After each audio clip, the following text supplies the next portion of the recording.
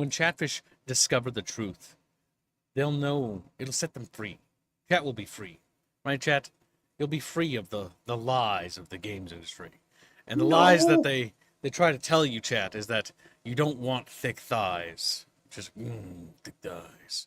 Welcome to the stream, Chat. Welcome to another bunchcast. We were talking about some really weird stuff before we went live. But we've got a lot of exciting news today. Today's going to be a really good bunchcast. We delayed the other bunchcast yesterday because I was fucking overplaying Dune Awakening. So if that tells you anything, is like Dune Awakening is really good. Like, holy shit, like I overslept. It's just an addiction problem. Like I looked at the clock and I'm like 4 a.m. Fuck. It was awful. It's actually terrible. It's actually bad because I have a lot of work to do, and Dune Awakening is a bad game. It's a bad influence because it's good. It's a bad game.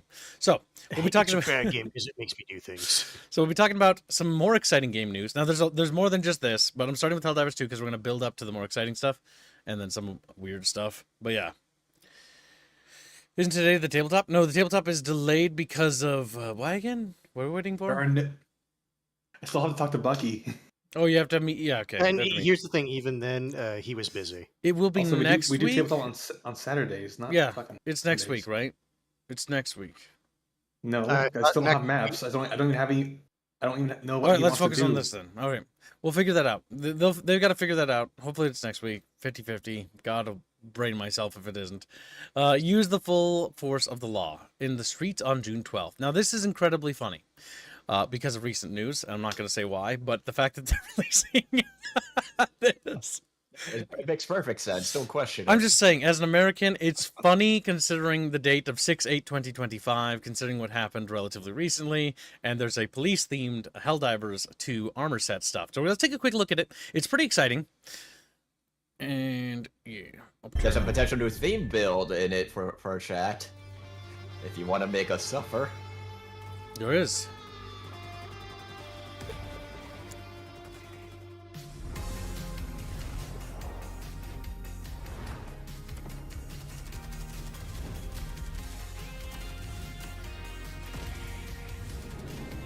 New rifle, a grenade launcher, a zap drone, and a stun grenade. Yeah. The armor looks nice. Featuring police brutality. That armor looks sick in a squad, by the way. New emotes.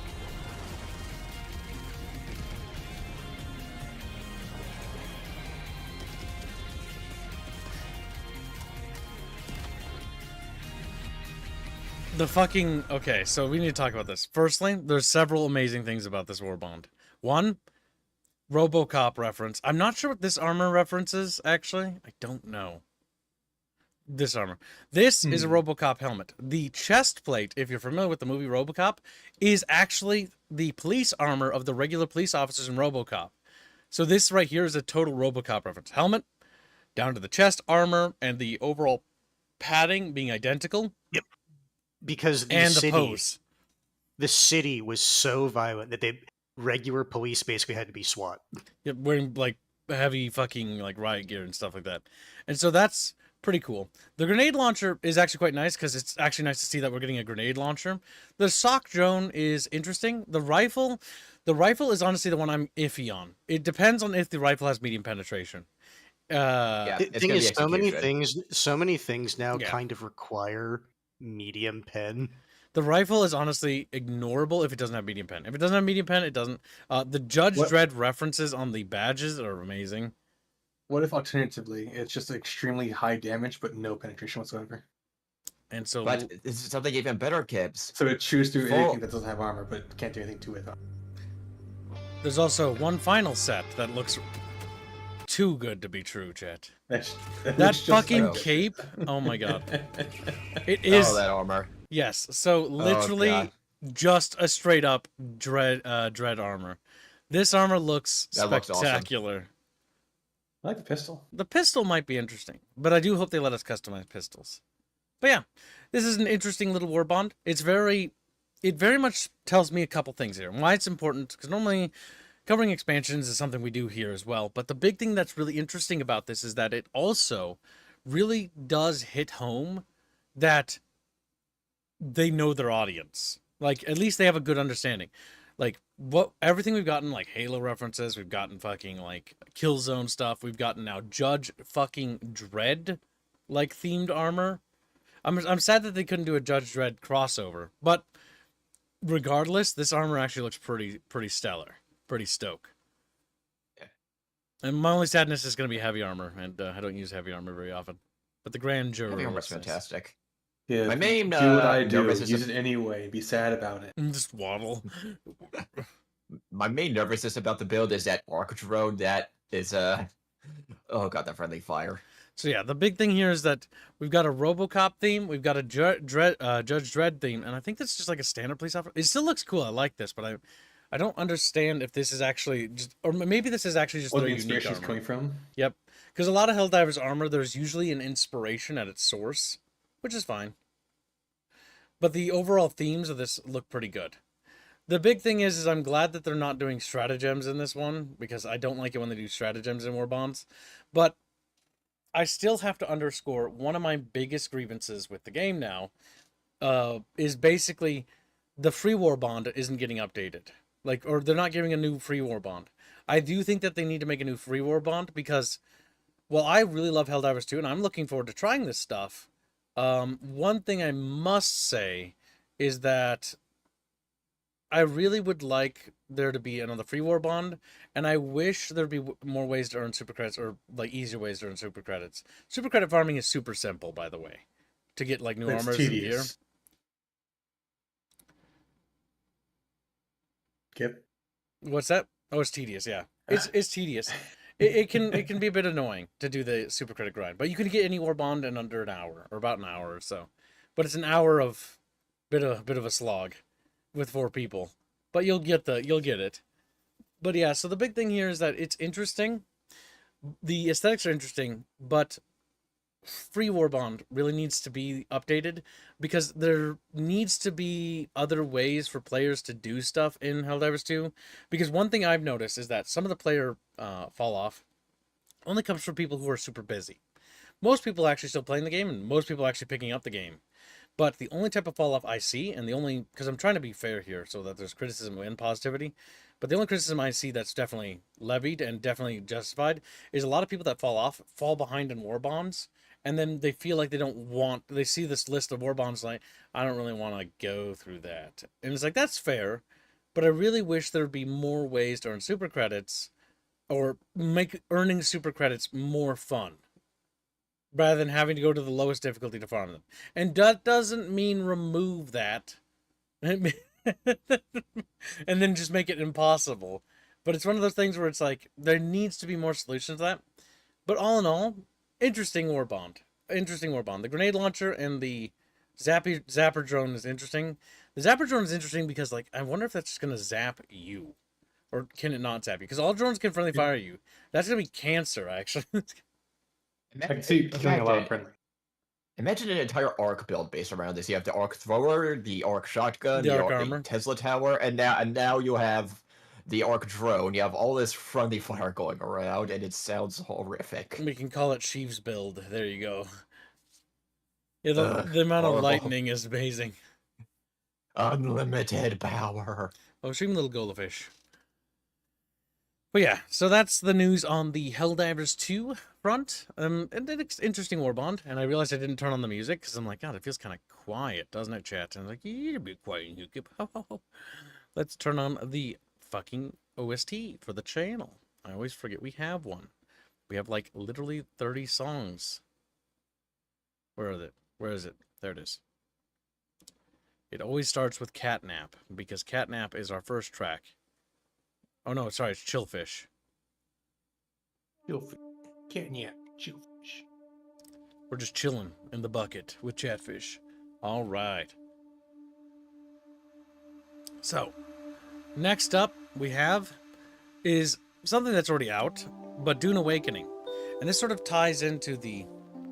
Sometimes this thing is so loud, I swear to God, I just never find a perfect balance. Never find a perfect balance. But yeah, so Dune Awakening.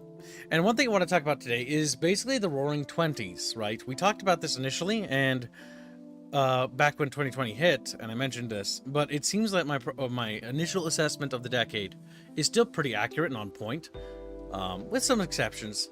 But I had an assessment a while back that I was suspecting that 2020 would be the year of the turnaround of the 2020s, because the fatigue that we had been predicting that would occur for woke games, or games that are kind of cringe and, you know, not interesting, or disillusioned, they don't have an idea of identity, or they're really struggling to understand what people want. Dune Awakening, Helldivers 2, Tainted Grail, all these games by smaller studios, and in case of Helldivers, they had Sony publish them, even though Sony tried to sabotage them. All of them are actually pushing in an interesting direction where they're not focusing on gender politics. They're not focusing on race. They're just really just having a good time being video games and being what video games were supposed to be. We're finally returning to the 2010 era of actually being 2010, 2011, 2012, basically back on point. The healing process has begun. There's still some games, and there's one that just got announced, that have the problems that they do, but it really seems that the world is actually healing. And so I have to throw a wrench in this real quick. you're gonna mention that one Arrowhead game, No, Arrowhead got an investment from Tencent, and now they have a partial take in it. Yes. Do we have the article for that up? No, it literally just hit me because that was yeah, last week's no, news. you interrupted me. We're gonna talk about that, you little goober. All things in good time, Mr. Skipping the line. But all things considered, video games are coming out, and a lot of them are coming out in relatively interesting states. We also have news that, you know, System Shock 3 is in development. We have Half-Life 3 on the horizon. There are lots of remasters and stuff coming out, and that's true. Thank you for grabbing that article. We will now talk about that, because that is something that I don't think we grabbed it article-wise, so it's good that you grabbed that. But it was a very important. Yeah, that's why I brought it up. I didn't know if you were going to talk about that because I didn't see what you were. I forgot to grab posting.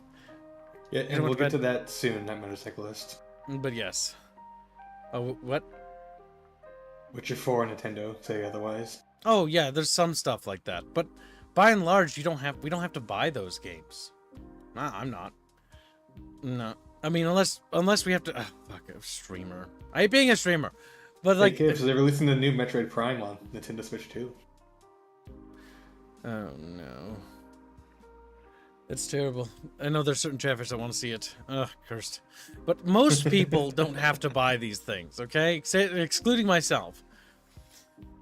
Lucky bastards. But the big thing is that, yeah, so Tencent bought 15.75% of shares. I thought it was 16%, but I guess they were rounding up in that other article I read. But 15.75% stakes in Helldivers 2. Well, not Helldivers 2, but Arrowhead. Helldivers 2 is actually shielded from Tencent by Sony, which is what the fuck kind of timeline are we living in, where I keep going like, oh, Epic did something not cringe, or now Sony is like, I have to look at it and be like, Sony's our best bet for Helldivers 2 not being absolutely the worst thing ever, you know? So that's kind of cringe. Not gonna lie. So that's fucking weird. But yeah, Tencent buying 15.75% is bad. It's really bad. And it's concerning to me because Tencent shouldn't be allowed to buy shares in any company. They should literally be blacklisted. Period. They should be not allowed to purchase any entities because it is a government organization. And what's worse about Tencent, and just from long-term observations of Tencent being in the game doing this for quite a few years now, even if they only have a minority stake in the company, they're not going to outright be controlling it, but they will whisper into the ears of the developers, and in a specific way that aligns with their interests, if that makes sense. And if you just look at a lot of their games, like say Epic, for example, how much do you think a lot of Epic's nonsense is due to, or Ubisoft is another example. Even though Tencent doesn't own a majority stake in Ubisoft, it's clear they have a lot of influence in the company, and it's only growing. Epic Games is also another potential one, because I think they own, 30% or something like that of Epic? How much do you think a lot of Epic's nonsense is due to Tencent whispering into the ears of Tim Sweeney? It's like, this company is not good. Yeah, Tencent's not a good company. So it's very concerning that they did this. Also, the Chinese player base is the holy grail. Tencent buys 15.75% stake in Helldivers 2. Dev Arrowhead as a Chinese player base is the holy grail. That's terrible. That mentality, that's the wider audience mentality. And this has actually been a plague upon the industry for not just this decade, but previous decades. Because I remember the initial push to move industry assets to Shanghai way back when during the Green Light Summit thing. There was lots of talk around that point on the industry to move a lot of resources that way. Now, the rage, Development. yeah, because of cost development stuff. Because I remember my uncle was definitely part of the people that went over there, because he went to Shanghai for a bit, and he had some interesting stories to tell about the industry over there, and how fucking like rancid it genuinely was. But that point aside, it's not good that this is happening. This is bad.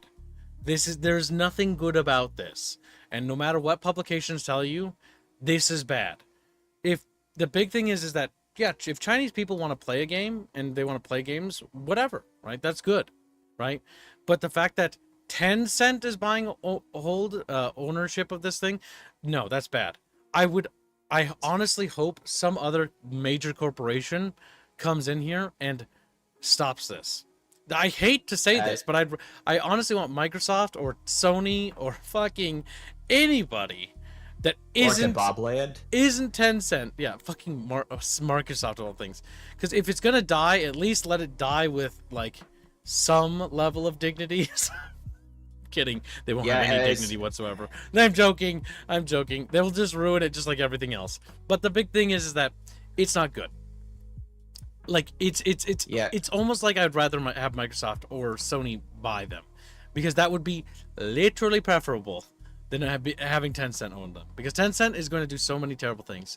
Like, look at what NetEase, or was it NetEase, when who acquired fucking EVE Online? Oh my god, that shit show. What happened? Probably NetEase. I think it was NetEase.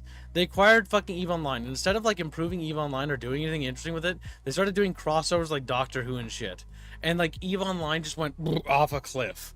Like off a cliff. Nobody I know about, people that I knew that played it religiously, stopped talking about it. It died. They basically said, no, it's dead as soon as that happened. There's still people that play it. But it was a South Korean publisher, Pearl Abyss. Oh god. Anytime this happens, it's like a failure to understand what the game is, and it's like, yeah, we can just do pointless crossovers with things, right?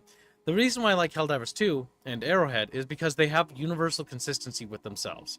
They are satirical in nature with certain aspects, and that's to be fair, and their references. But like, which I wish they would not do as much, because while references are cool and like seeing crossover things are neat, I still prefer settings to take themselves, as Squealy so eloquently put it yesterday, sincerely. Because it's much, much better when a setting is sincere about itself. That's what made me fall in love with Halo. That's what made me fall in love with Gears of War. That's what made me fall in love with the Star Wars Expanded Universe and the other parts of like other settings, is when the writers and the setting takes itself sincerely. What I don't like about Tencent is Tencent and a lot of these big corporations, even Sony and Microsoft to a degree as well. Actually, they are just as sinful as this Tencent, all things considered.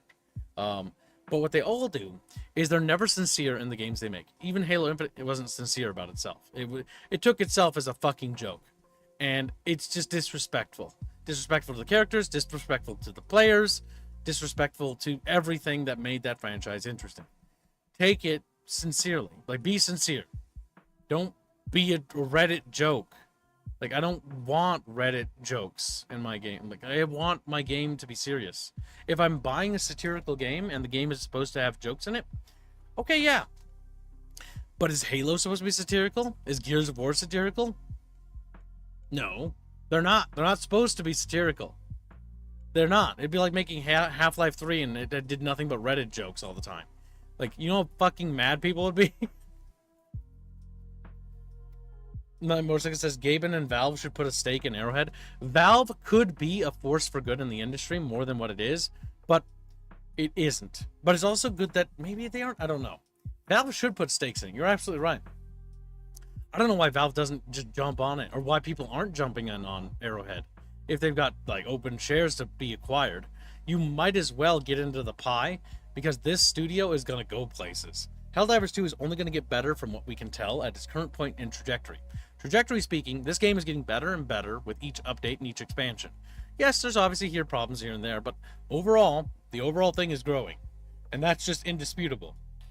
Whatever game they produce next will either be the golden egg, just like Helldivers 2, or it will be a torpedo that will basically sink their entire ship.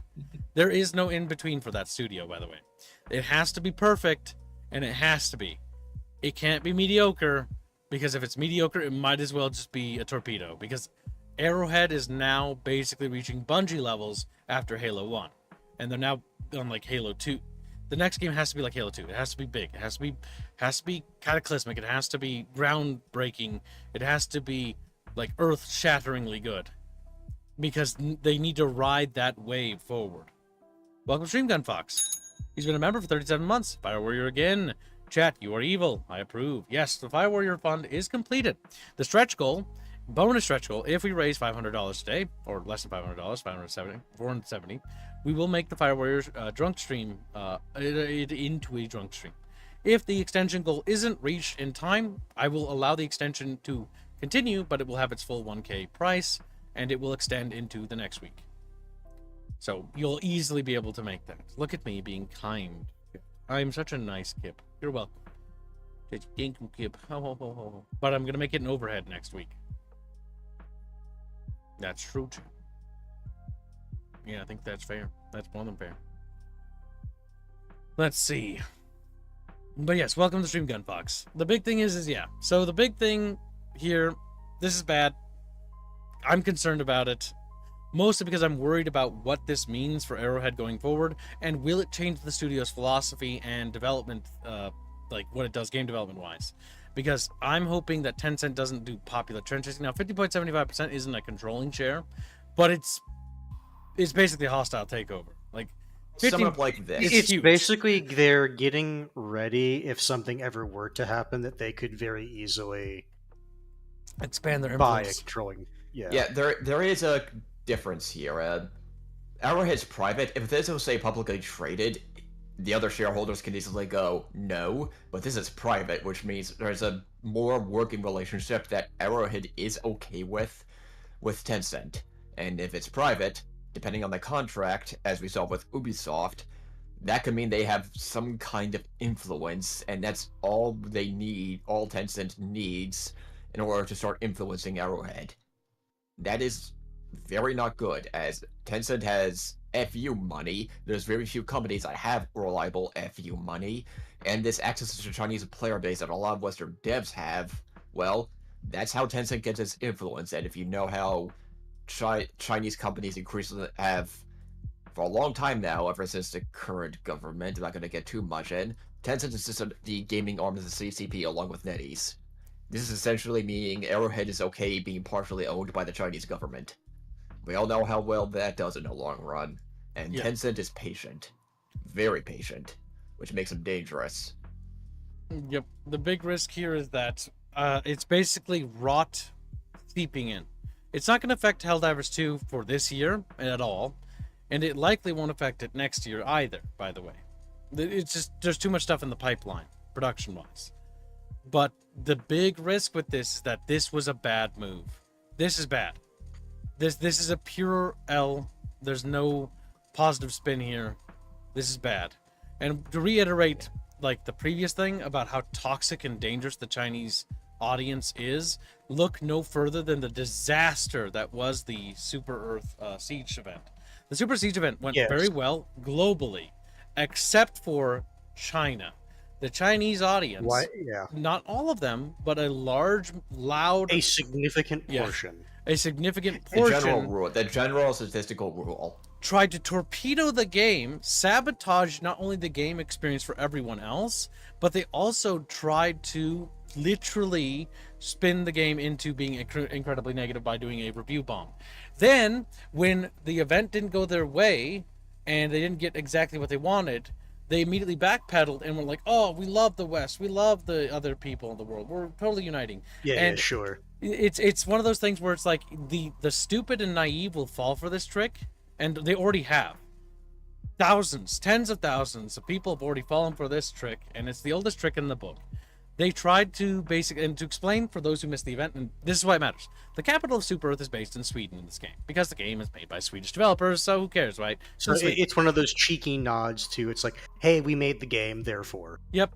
And so when the capital fell under siege, during the event, the Chinese players refused to go to the capital's defense, and intentionally outright tried to convince other people to not go in order to review bomb it, but not just review bomb it, because they wanted the capital of the game to fall, because that way the capital could be moved to China, is what they wanted. And also remember, the Chinese player base is every city also fall. lying. They let York fall. They let every other city fall. They went to nobody else's aid, not any other community. They left them all to rot. Like the South America fell, the Middle East fell, Europe fell, America fell, South America fell. It's because of actions like that, which is why they. If I remember, was this confirmed or was this just suspicions why they enabled the major order to move the battle station back? That was always going to be planned. It was part of the story event. So a lot of the story events are pre-planned in a lot of ways, but in a way, I just couldn't remember if that was a reactionary thing or. They're pre-planned in like a D&D session. But how Helldivers works is it's all player made. Like York could have stood if China had given a damn. So could Buenos Aires. But they didn't. They didn't go to the defense of any other city. They let every city fall. And not only that, but they unironically went and tried to sabotage the bug divers. And people, Chinese bot accounts on Twitter, which I can tell, by the way, literally tried to get people to sabotage and promote sabotaging bug diver games so that the bug divers would fail their event and give up playing or quit the game, so that the event would fail, so that way they couldn't save the city. Because if you remember the days of how it was going, the capital was on the verge of falling, but was barely hanging on. It was only because we rode in with the DSS and we saved the day that we were able to turn things around. They didn't want the DSS to come in so that the capital would fall, then only China would stand, and then they would win the event, and that would be the only standing city, and then it would be only China standing. And I know this because I read through the forums and I read all the fucking things they wrote about how Swedish people are subhuman, how South Americans are like not human, like North Americans aren't human, like whatever. Like everyone, no great man, what was one of the quotes we read? No great man could possibly be born outside of China, or something like that. It was fucking like the most ludicrous stuff. Only great men can be born in China. And it's just like, this is a common thing for anybody that deals with the greatness cannot come from things that aren't Chinese. It's like, what the fuck? Which is also why it's incredibly funny that a lot of companies where it's like, the Chinese market. Again, it's not everyone in the Chinese market, but that type of mentality is a significant portion of the Chinese market. Yeah, so it's the general rule. There are lots of exceptions, but it's a general rule. And whenever the larger Chinese gaming community interacts with the rest of the gaming market in the world, you start seeing these problems. Not just Helldivers. Helldivers is a licensed, very prominent example of this. If you play a Battlefield game and Chinese players come onto your server, you're gonna have a horrible time. Yep. There's a reason why it's considered that Chinese communities are literally considered like the banes of everything, because they're incredibly xenophobic towards every group of people, and they come in and they basically kill communities, usually. Yeah, a lot of people want China region locked and they want it permanent because a lot of gamers do not trust that wider gaming community. They will be happy to see exceptions, but they're not going to follow the exception. They're going to follow the general rule. Mm-hmm. Also, Terrasad's been a member for 29 months. Did I miss anything before that, actually? Red Gunnies. Yep, we did. We're caught up. He said, never forget the word of the wise man. Don't trust China. China is asshole. P.S. It's true. SR? Haven't been able to support. Uni keeps me busy. Oh, no worries about it. Your life comes first, dude. We're entertainment. We are dancing not monkeys. Important. Just dancing sadly. monkeys. We're only here to entertain you. Riggy. Yep. But yeah, appreciate the mentality though. It means a great deal to me. But the big thing is welcome to the stream. But yeah, so this is the dangers of curtailing this audience. And the reason why it's dangerous is because they immediately, once the event had been won, had switched gears almost like collectively. Almost like they were organized. It's weird.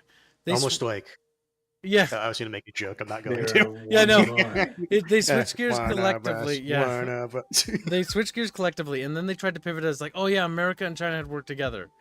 But it's like, no, we didn't. Like, Lie.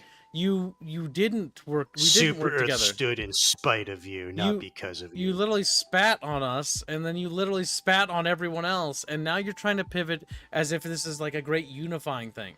Like the reality, We can literally. the reality is Yeah. different than that. Like this is the fucking thing is that Twitter and all these fucking bot accounts and these accounts that like Helldivers or like, oh, this is my Helldivers account and I only post Helldivers stuff, but I only post pro Chinese posts. It's like, what the fuck? Like these fucking accounts on social media are literally botted. Not only are they botted, but like many of them are like super fucking either they're Sino cups or cucks or whatever. I don't know, man. It's just nutty. It's just nutty because it's like they'll regurgitate the same like message in the media because it's like they're I don't know if you guys have noticed this, but it's fucking it scares me a little bit because it's like what the fuck? Why are these things all regurgitating the same message as if it's To like be fair, set like some sort of code or something?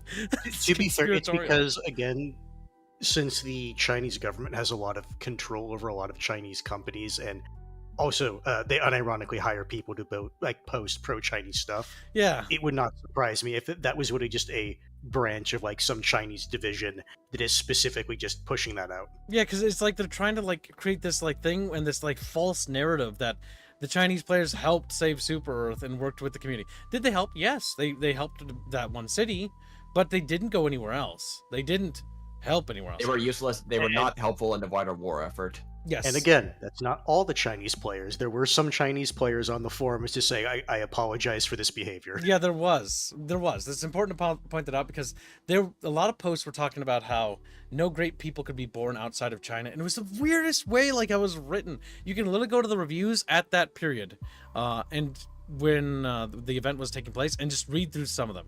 It's a fucking trip. Some of the shit they say.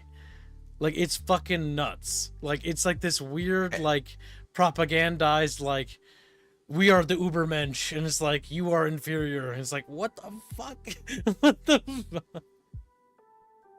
It's just interesting to strange make to some see really it. bad jokes. I But know. that aside, Hold the funny the- thing is, hold we the can back. easily Yeah, we go. can easily mine this. About the reviews.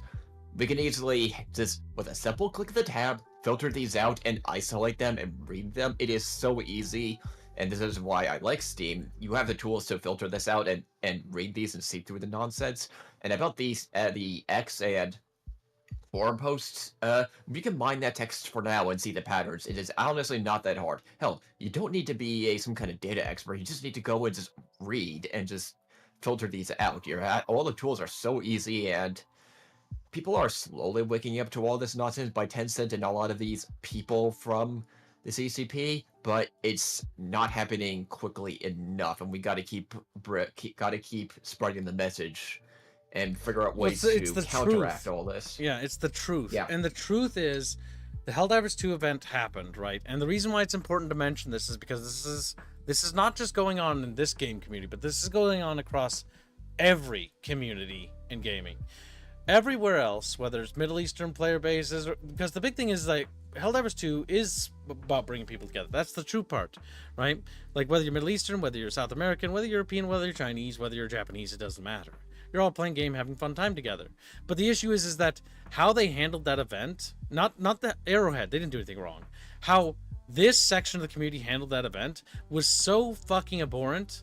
Like it's just detestable to me. Like it is genuinely detestable because If I it was remember so right, so fucking Arrowhead rancid. specifically said that because of this event, they're going to change how they go about certain events in the future.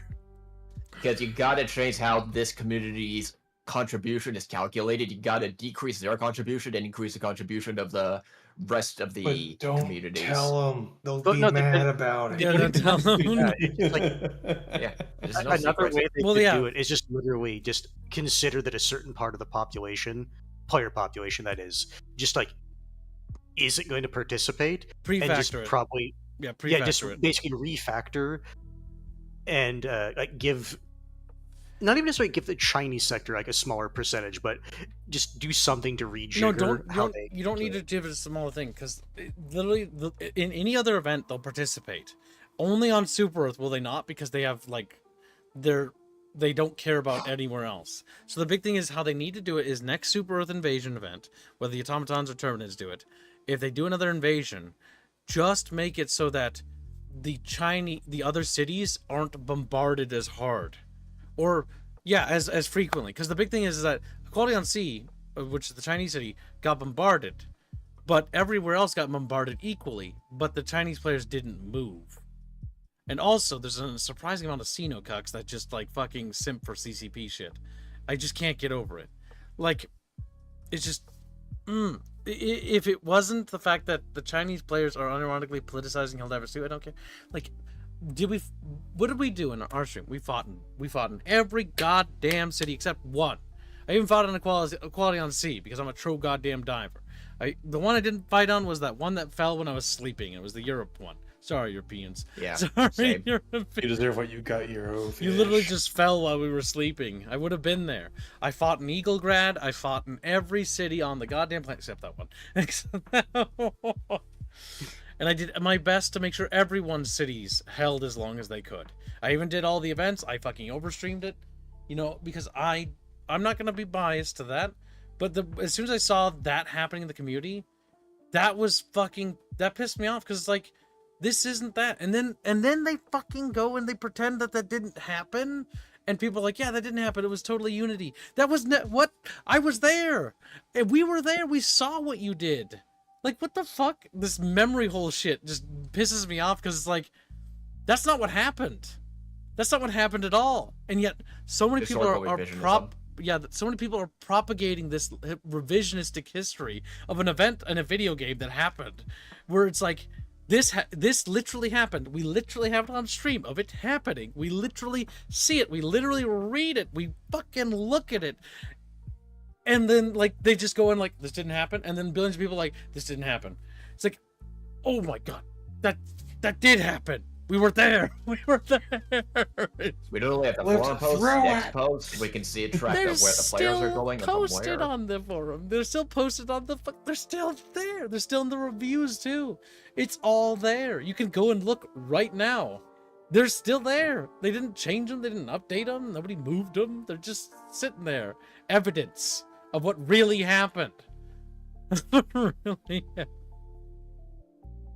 It just annoys me. And the reason why I talk about this is because it affects multiplayer communities, and it's connected to the Tencent purchasing of shares, and this is why it's dangerous to consider them the holy grail, because they're not. Yes, is there money in it? Yeah, but is it a risk? Yes. You're going to lose your credibility, you're going to lose your principles, because the big thing is that to understand games is that it should be about escapism. It shouldn't be about like this clique mentality. That clique mentality is dangerous, because forming little cliques like that in a community is creating fractures. Right now, there's not a big fracture, but there's this fracture that I see forming in favor of the Chinese group, and this over focus on Chinese worship or Sino worship or whatever you want to call it is dangerous. It's dangerous because it's going to divide the community. They're going to push out. And you know what those people did? The same people that pushed for this shit, they went into bug diver games or bot divers. They harassed them. They sabotaged their games. They would go in and kill them and then leave when they called for help. They would try... Or actively just, waste lives. Waste lives. They try to sabotage people's games. This is dangerous. This is dangerous. You're inviting a dangerous element into the community who doesn't want to play and get along. I'm never going to sabotage people's games. I promise. I'm never going to sabotage people's games. We're going to mess around in our games, but it'll be all in good fun. We'll never ever sabotage also, the if game. he's going to do that, it's going to be with our community specifically, not ruining other people's stuff. Yeah, we're never going to sabotage anyone's games. Nobody in our community would do that. And if you do, I'm going to beat your ass. But with love and compassion, YouTube, with love and compassion. But the big thing is that... And hatred. Yeah. The big thing is that this cannot be allowed to continue. This cannot continue. Because that is dangerous, because they're going to push people out of the community. They're going to unironically push people out. These Sino accounts, or whatever the fuck you want to call them, they are propagating anti-bug diving messages to such a ludicrous degree. Not just them, but others too. And you can't, like, if people want to play the game, they bought that game. They can dive whatever dive they want to do. Quit fucking telling them what to do. I will play the major order because that's what I do. But quit telling people how to play their game. Shut the fuck up. Quit being the bug divers. Shut the fuck up and quit being a bitch. You're a bitch. And here's the other thing. Arrowhead themselves said, yeah, they account for basically people that it's like, I just like fighting bugs. Yes, they or, I already just like account for fighting them. robots. So it's fine. Them, the bug divers, bug diving, the bot divers, bot diving, the squid divers, squid diving.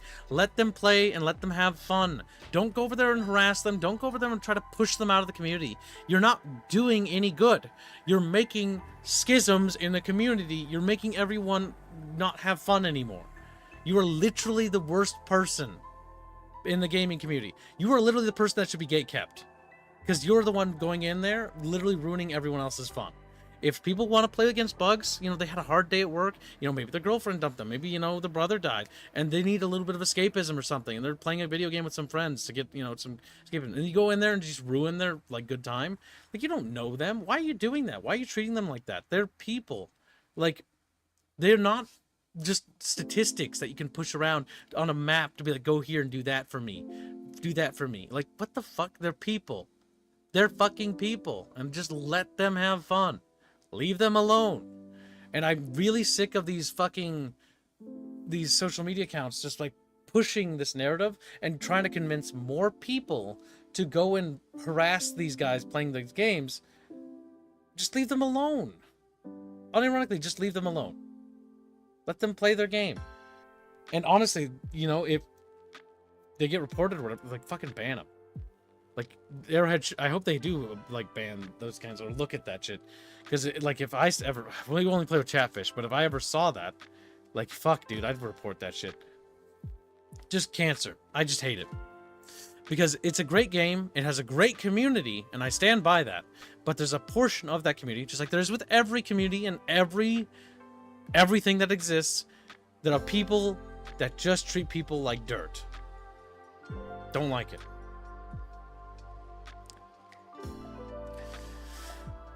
But either way, back to talking about the good stuff, right? So, a lot of good games up and coming. Dune Awakening, really fun. Tainted Grail, really fun. I'm letting this game get patches. We're going to play this game again, but they did, in my opinion, launch a little too early because it's a bit rough. I will say, as someone who got to the end game, there was a number of quests that just bugged, as in it's like I literally couldn't turn in this quest. So there was an entire major quest chain in the final area, or at least for me, the final area. And you couldn't do? Because this one major quest bugged. And there was another quest where the subtitles just were not synced right to what was being said. And it's like, okay, like the game itself plays fine, but there's a lot of little polish things that it's like, realistically, this game should have had a bit more time before they released it. Mm-hmm. Yeah. Tainted Grail is really fun, and I do recommend picking this up at some point, but it's a game that I do think that you don't need to rush and storm off to get. Mostly to the fact that it is good, but it needs to cook a little bit more. And it's doing very well. If you want to pick it up to support the studio, go ahead. I'm looking forward to where the studio goes. Yeah, there's a demo too. So just try it. It doesn't play very well, but it is demo. So yeah, the big thing is there's a lot of new up-and-coming games, and there's a lot of things of interest, and a lot of things that have released that are good. And it does look like the industry is healing, and that the basically planted wokism elements are starting to fade away.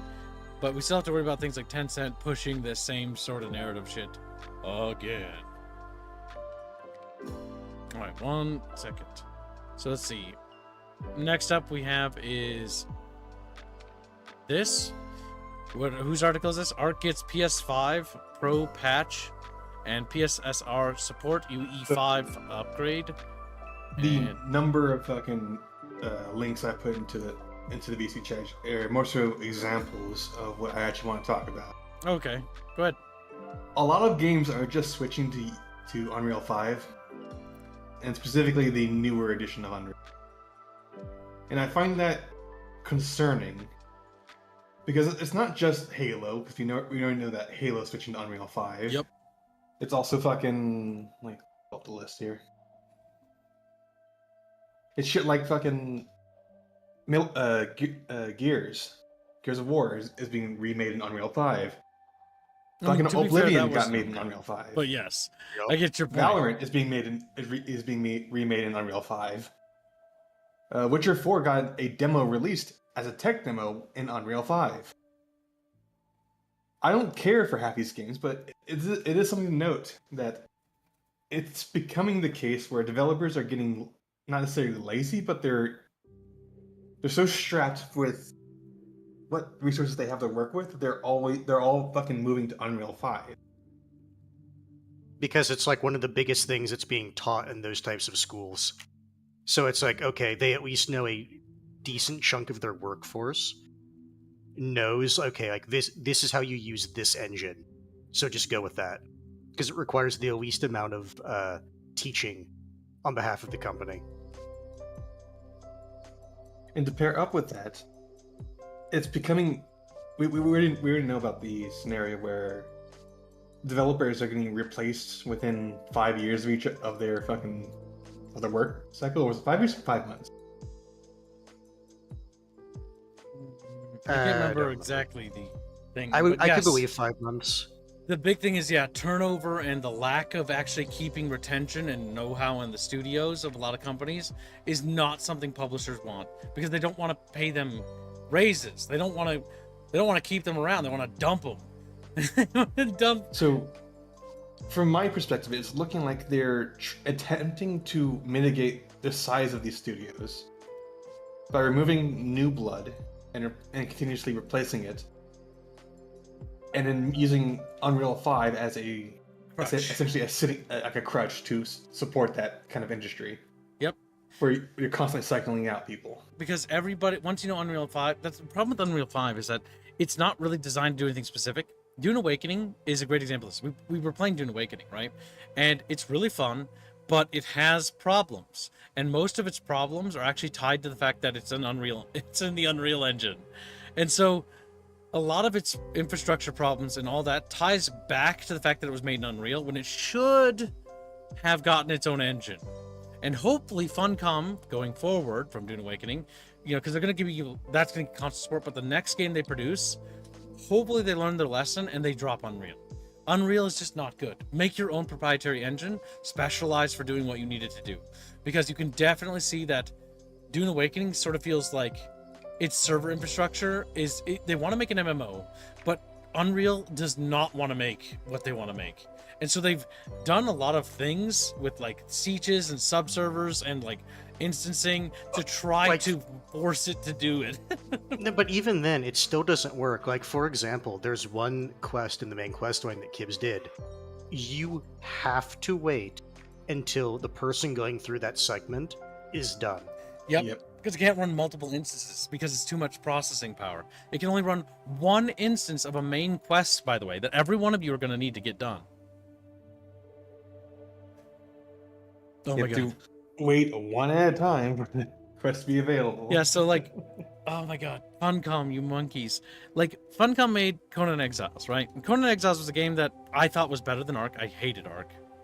I didn't like Conan Exiles very much, to be honest with you, and I still don't. But it felt like Dune Awakening learned, and I'm very proud of that. The studio is actually really taking criticism and critique to heart, because like in the sloppy and boring combat system, actually Dune Awakening has a good combat system. They're listening. It has an okay. I mean, it has. But the big thing is that they're listening to feedback, and I Yes, they are really, I really appreciate that they're listening to feedback, because it shows that they care. It shows that they're trying to improve their game and they're trying to make it better. So much so that they delayed the launch of the game and then continued to tweak and try to refine the melee combat to make it better, which is awesome. I love that. Yeah, is it the best game ever? No. But is it a fun and good game? Yeah, it is. And honestly, if games are just fun, like, that's just kind of all I want them to be. Like, not every game has to be like the, oh my god, this is the new Halo or this is the new World of Warcraft. You don't need to be that. Just be good. That's all I ask. That's all anybody should ever ask. And then if you can do better than that, awesome. Oh my god. But yeah, they really got to stop doing the fucking Unreal stuff. Because the Unreal Engine and everybody using it is not good either. Because the reason why these big engines are fine for some things is because it's normally for smaller studios, right? There's obviously the pioneer games that are on the engine, like Half-Life on the source engine, being the pioneer game. So it makes full use of it. So the engine's and showing off its availability, because Half-Life is one of those what we call tech demo games. Just like Unreal, the video game, was a tech demo game for the actual engine itself, if I remember right. And that's fine. Those are cool because those are pioneer games. Pioneer games like pioneering the engine to demo off all its features to entice developers over. Not a bad idea. But the problem is with Unreal is that that's for like little companies or companies that, double A's or maybe triple A's that don't have the biggest budget to have like fresh studios. They might need to rely on Unreal. They might need to rely on Unity. They might need to use some other engine. That's what those engines are for. But the fact that these engines are trying to be like, yeah, you can use this engine for anything. And it's like, when the Unreal Engine doesn't even have its open world tools yet, and like somehow Dune Awakening has jury rigged it to work, and it's like, oh boy, like, whoa. That's a lot of work. Yeah. And by jury rigging, that means that a lot of that code is proprietary, or like not proprietary, but probably in-house code. They might as well have just made their own engine, right? For example, the indie game that we're developing, it's called Legends of Terrestrial, right?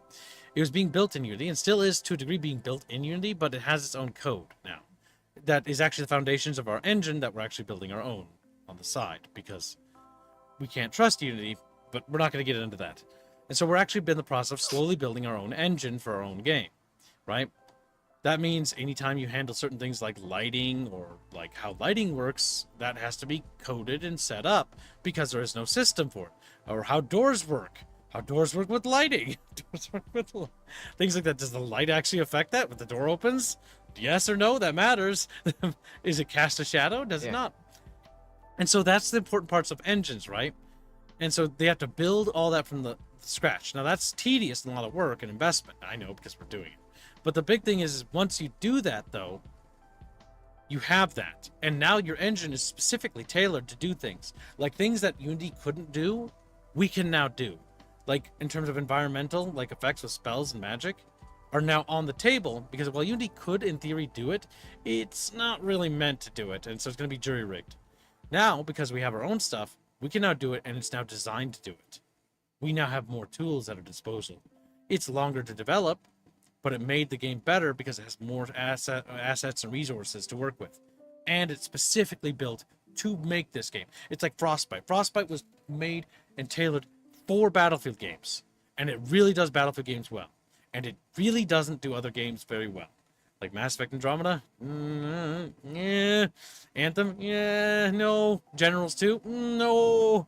These games were not really made for that. These games were definitely needing their own proprietary engine. When Command & Conquer ran on the Sage engine, it was a better game. When Command & Conquer was put on a different engine, it died as a franchise. I do know, at least, just from reading into the business of this whole trend, part of it is there is actually related to a previous bunchcast, the brain drain. A lot of institutional knowledge has been lost over the years, such as to the extent that, say, if BioWare wants to try and remaster a old Dragon Age game, they literally can't because they don't even know how the engine works. They don't know how the tech works. That knowledge is not being passed on. And because companies are not focusing on employee retention and they're focusing on high turnover, which is not effective for business. We know Halo Infinite is a significant example of this, of why you don't do this high turnover. It lost them a lot of money, or if anything, a really bad return on investment. This is just, they rely on Unreal Engine 5 because they just literally can't train these employees and build up that knowledge, and they have no knowledge to retain. They have to rely on some kind of proprietary engine where you can just have them read the documentation and just go crazy with it. And that's leading to a problem where Epic, which is partially owned by Tencent, just to throw that in there, keep that in the back of your mind, Epic is not handling its increasing dominance well. Because we've seen some stories of Epic, it will try and, in its documentation, force developers to adopt certain woke habits, such as body type A and B, for example, just to give one example. And to steer it back to Squilly's original point of Unreal Engine 5 was released a little over 3 years ago. 3 years into development, and they're just releasing their patch to develop open world aspects. There are several open world games in development right now that could really use this tech.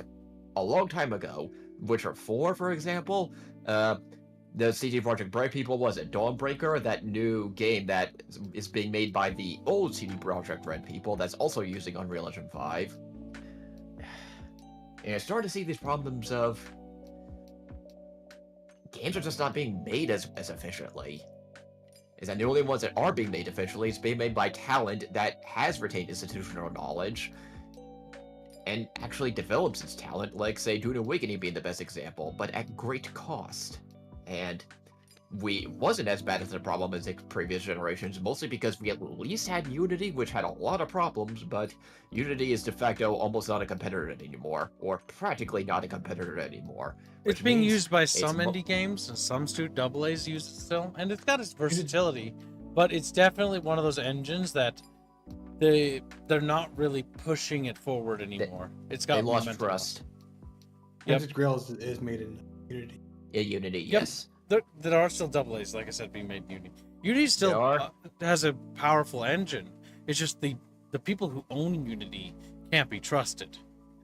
They don't run a good business. Yep. Funny enough, there are rumors that Apple may acquire them, but I'm not going to dwell on that too much unless we have facts on that. I mean, I'd rather Apple acquire them because I'll say this for certainty. Like, they're not fucking doing anything on their own. And at this point, like, we're already... Like, our studio already is intending to abandon it because we've already pretty much decided we're going to abandon Unity. We can't trust them. It torpedoed our progression for our development of our game, but it is what it is. And I don't blame other studios for doing it either. It's just... Fuck, it sucks. I know I've seen a number of stories where it's like when Unity did that basically killed indie projects. Yeah, there was several. Yeah, so the big thing is, for those who don't know, Unity basically did this thing where they're like, oh, anytime somebody pirates your game or downloads your game, we want a percentage, of like money for that, for how much it costs to produce the game. It's like, what? You want a percentage? You already take a percentage of money after we make an X amount of sales. Like, you take like 15%, or I can't remember what it was. It's like, yeah, but we want a percentage of each. We want money for every time somebody downloads the game. So anybody who downloads the game, our game, if they download our game multiple times or uninstall and reinstall it, we have to be charged for it. You do realize at some point, like, the game's not going to generate the profit to justify that, and it's just going to drain. Like, is that even legal to do that? Like, there's all sorts of quagmire problems. And so, and not only that, but then they were like, yeah, also, anytime for all the amount of copies of your game that were pirated, we're going to do an estimation, and our estimation, it was how much we're going to take from you money-wise. Regardless of whether or not that's actually how much was pirated. And it's like, so if our game is pirated, we're going to be charged because somebody stole our game. Like, the thing is, piracy, does it suck? Yeah. Do I want people to pirate my game? No, but, you know, it's going to happen, and there's nothing I can do about it. But at the same time, like, now I'm getting charged for it. Like, what? You can't do that. You can't charge me for every time somebody pirating our game on an estimate. Like, how do you know they pirated it? And even then, how is it my fault? Technically, I'm the victim. Trust me, my estimates are fair and accurate. I'm the fucking victim. It was my game that was pirated. I should be the one being like, oh, you owe me money or something. I don't know. Like, that's so weird. It's like, yeah, the victim, you got raped. All right, so we're gonna charge you and you're going to prison. It's like, what? Like, you're traumatized. You've had something horrible taken from you, and now you're gonna be punished for it. What the fuck? What the fucking the logic? It's so backwards thinking. And so it blew up in their face. And when it blew up in their face, when it was happening, we had a meeting, an emergency meeting in the dev studio that we had multiple to discuss the situation. Because we were developing our game and we were on what we called we were very close to releasing what we call a closed prototype combat reveal, right? And so we were very excited and we were about to show off our game, and then this fucking thing happened. And it wasn't just our studio. It was everyone using Unity that had to pretty much deal with this too. And we had to have a meeting and be like, what do we do? Like, what do you guys think? Should we just keep going? Because it's all of our work. Like, everyone has a stake in this. If this goes through, this could torpedo our entire game. This could torpedo our entire future. What do? We've spent years working on this. And the hard decision was made during that meeting to abandon Unity and take what code that was custom and start creating the foundations of our own engine. And it was not an easy decision because it basically meant that we're going to have to delay the game by multiple years. And it was one of the decisions that was not easy. Originally, we're still going to use like the basis to like help build it, but then before we release it, we're going to have a built engine to move it to. So it's a fucking nightmare. But either way, there's a lot of benefits from doing it. But I'll tell you this: it was depressing as a studio because I don't explain it emotionally. Emotionally, I have something I want to show you guys, and I've been working like on a long time on this thing with my team on this game, right? And I want to show you, because you got all your donations, you guys help with all the time, go towards this thing, right? And now I can't I can show you like the development streams of him working on it, like we can show you all that, but like the thing I wanted to show you, I can't show you anymore because it was the thing we were supposed to have done can't be done anymore. And that's not just my studio that went through that and that I went through this. Many other people went through this. And now we're all in a position in which it's like, and like, I'm getting angry just thinking about it because like the frustration, like, oh, the verge. I was on the verge, like, I remember that night, I was on the verge of fucking tears because I was so frustrated and so angry because you can't do anything about this. Like, what can you do?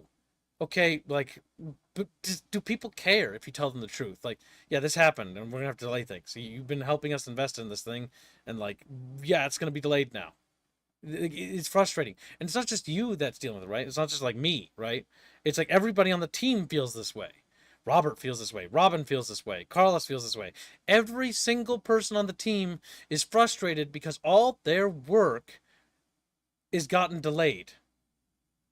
And because it's gotten delayed, now we have to sit here and we have to wait and we have to chip away at the thing we already did again to get to the point where we can show you the basic combat prototype. And it was so livid. And I'm still angry about it. I still get stressed out about it today. Like, I'm stressed out about it just thinking about it. We should have had this ages ago. But what I am proud about is that we held together as a team. We survived that. Many studios, many indie teams didn't. When this happened, they're gone. They gave up. A lot of projects just shut down outright. And those that didn't just kept chugging ahead, hoping, and God bless their souls, because they were hoping that they would reverse the decision or there would be some sort of legal clause or something or some sort of class action lawsuit to protect them. And luckily, for those people that kept going, Unity did back down. Now, they're going to try again in the future, as a forewarning. If they did it once, how it usually happens in the industry is they do it again, but they'll try to be a bit more insidious. They'll be a little bit sneakier about how they do it in a lot smaller ways. And it's not going to be egregious at first, but it's going to slowly build to what they wanted in the end. And so, yeah. So, it's frustrating. And that's also why I have such an aversion to big engines like Unity or Unreal, is because they have an unprecedented amount of power over studios. Because when you use them, yeah, it's a tool, but like, man, having your own engine, the freedom it gives you. And that's why what's really bringing this up is so important, that not every studio use Unreal as a crutch. Because if everybody's tied to Unreal, look at what happened to us with Unity. What could have happened? The project could have been shut down. The studio could have shut down. We could have had a total collapse in morale. And we didn't nearly do it. We actually all persevered. But it could have happened, right? That's the thing. That's what matters. And for other studios, it did happen. Because studios have morale, and morale is important. It's not talked about at all. Nobody talks about this. But morale is important. And if morale collapses inside of a studio, it's disastrous. And I think only recently, in recent history, are people starting to talk about morale as a thing in studios that matter. Your morale of your team matters because it's the fighting strength of your team, because you're going to war is what you're doing. You're tackling a massive project. You need to get this shit done.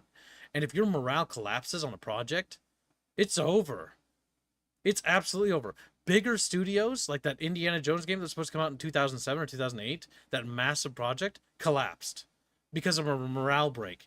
They broke because they made an error where they used an animation engine along with another thing that were not compatible. And when they found out they weren't compatible, they had a collapse in morale, but the collapse was hampered further because Uncharted released literally I like was a going to day say later. Uncharted was the thing that pushed them over the edge for that one. Uncharted because released and the team shattered. It actually just broke entirely. Morale broke so badly that they shut down the project because they couldn't get, like, there was no hope on the team. It was despair. Because Uncharted was basically doing the exact same thing that they wanted to do. They wanted to do that. They were working on doing that, and they made an error, and it's still on their fault for making the error because they didn't do proper research. And that error they got so far into making the game, and so far into the production that it was too late, and it just imploded. It's unfortunate because like the videos of when it was working, It looks actually cool. looked good. Yeah, it actually looks really cool. It looks very impressive. Yeah, because those two big things just didn't want to work together. Yeah. You can actually see fragments of this game's survival, by the way. Its DS version, its Wii version survived, if I remember right. They're not very good because they were made by adjacent studios. Bear in mind, this is still in the later days where other studios would make games. So, like, for example, Harry Potter, The Chamber of Secrets, has like 5 variations of itself. It has a PlayStation 1, Oh yeah, no, it's ridiculous. PS2 or 6th gen console games in general, and then it has a handheld Game Boy Color version and a Game Boy Advance version, and I think it has one other version. It has, oh yeah, a PC version. 5 different versions for one game. So this is back in that era when that was still happening. This doesn't really happen anymore. I don't think it happens at all anymore. But yeah, for those who don't remember that era was really interesting. 5 studios, same game, same premise, 5 different games. One's a JRPG, one's an RPG, one's a action like adventure game, exploration game, one's just a straight up adventure game. They're just slightly different subgenres, and they're completely wild. A wild era in game development history. I'm sad that I was a child and I didn't actually get to experience or see what that type of industry would look like, because that must have been insane. Absolutely insane to see 5 different studios for the same game. Can you believe that? It's fucking nuts. We all have the same name. It's That's the funny same part. name, same cover art, different games, same publisher. Wow, this is fucking wild. And I think there's also a mobile version, so that might be 6 versions. Oh my god, that's fucking insane. Fucking insane. One game, that many different variations, and all unique. Crazy. Crazy. I almost wish we could see that era still today. There's a lot of problems from that process, by the way. So it's good that that's gone. But you can still see that Indiana Jones game because it did come out. I forget the name of it, but it's available on DS and it's available on the Wii. And I think that's it. Let me see. I think it's also got a PSP version as well, actually. Yeah. But its main release for the Xbox and 360 and PS3 and / PC, those 3 versions, the main version died because of that Uncharted console collapse. I forget the name of the game, but it's a very fascinating study for developers to check out. It's the importance of team morale, and it underscores why it's so important to maintain team morale and always have high spirits. It's insane. Are you talking about Indiana Jones: The Staff of Kings? Is that the one? It has a DS version, a Wii version, It's on DS. Let's see PSP. here. I think it's called the Staff of Kings. It's set in like Asia, is what it was about. Yeah, I think it's Staff of Kings. Yep, Staff of Kings. Staff The of DS version Kings. looks crusty as shit. Yeah, it looks crusty as shit. Yeah, that's the game where that's the story. That's the surviving sub teams. The sub teams finished their projects, but the primary team failed. And so, what's funny is a lot of those side projects are supposed to be tied to the main project as like an additive, and so you have all these little weird additive things that tie to nothing. So it's just fucking, it's insane. Just a big void. Big void. But yeah, there's really fascinating stuff throughout game development history, and that's one relatively interesting thing I learned about a few months ago, or about several months ago. Just really weird. Back when the Indiana Jones game came out, because I did a lot of research on Indiana Jones movie game tie-ins to see how they did historically. Surprisingly, the Indiana Jones movie games did relatively well historically speaking.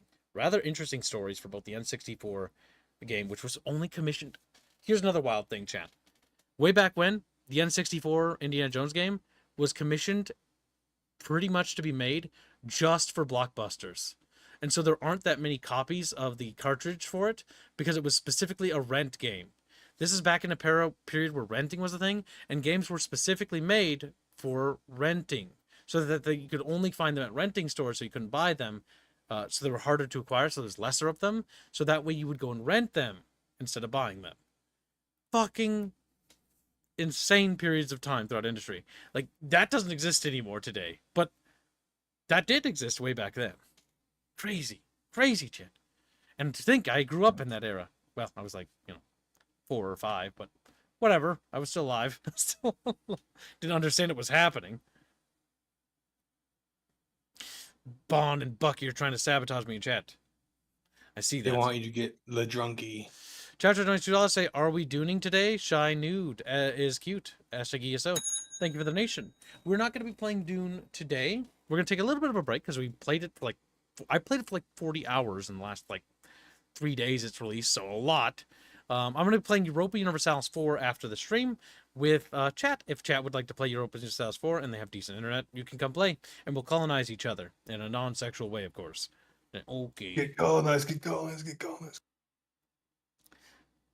Game Pass is today's renting games. Yeah, it's different how it works today. It's very different how it works today. Game I Pass remember is when how you it had works to today. go to Blockbuster to rent games. Now you can just do it online.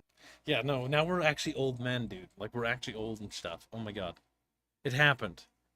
Like, the reason why I'm explaining this is because a lot of our audience is actually younger, and so they don't know about this. And oh my god, I'm an old gamer. Chat for It your reminds me of the meme when someone's like, "Hey, can you take out your ID, or can you give me your ID?" And then they open their wallet. Sorry, you don't have to do it. Oh, how'd you know? I saw your Blockbuster membership card.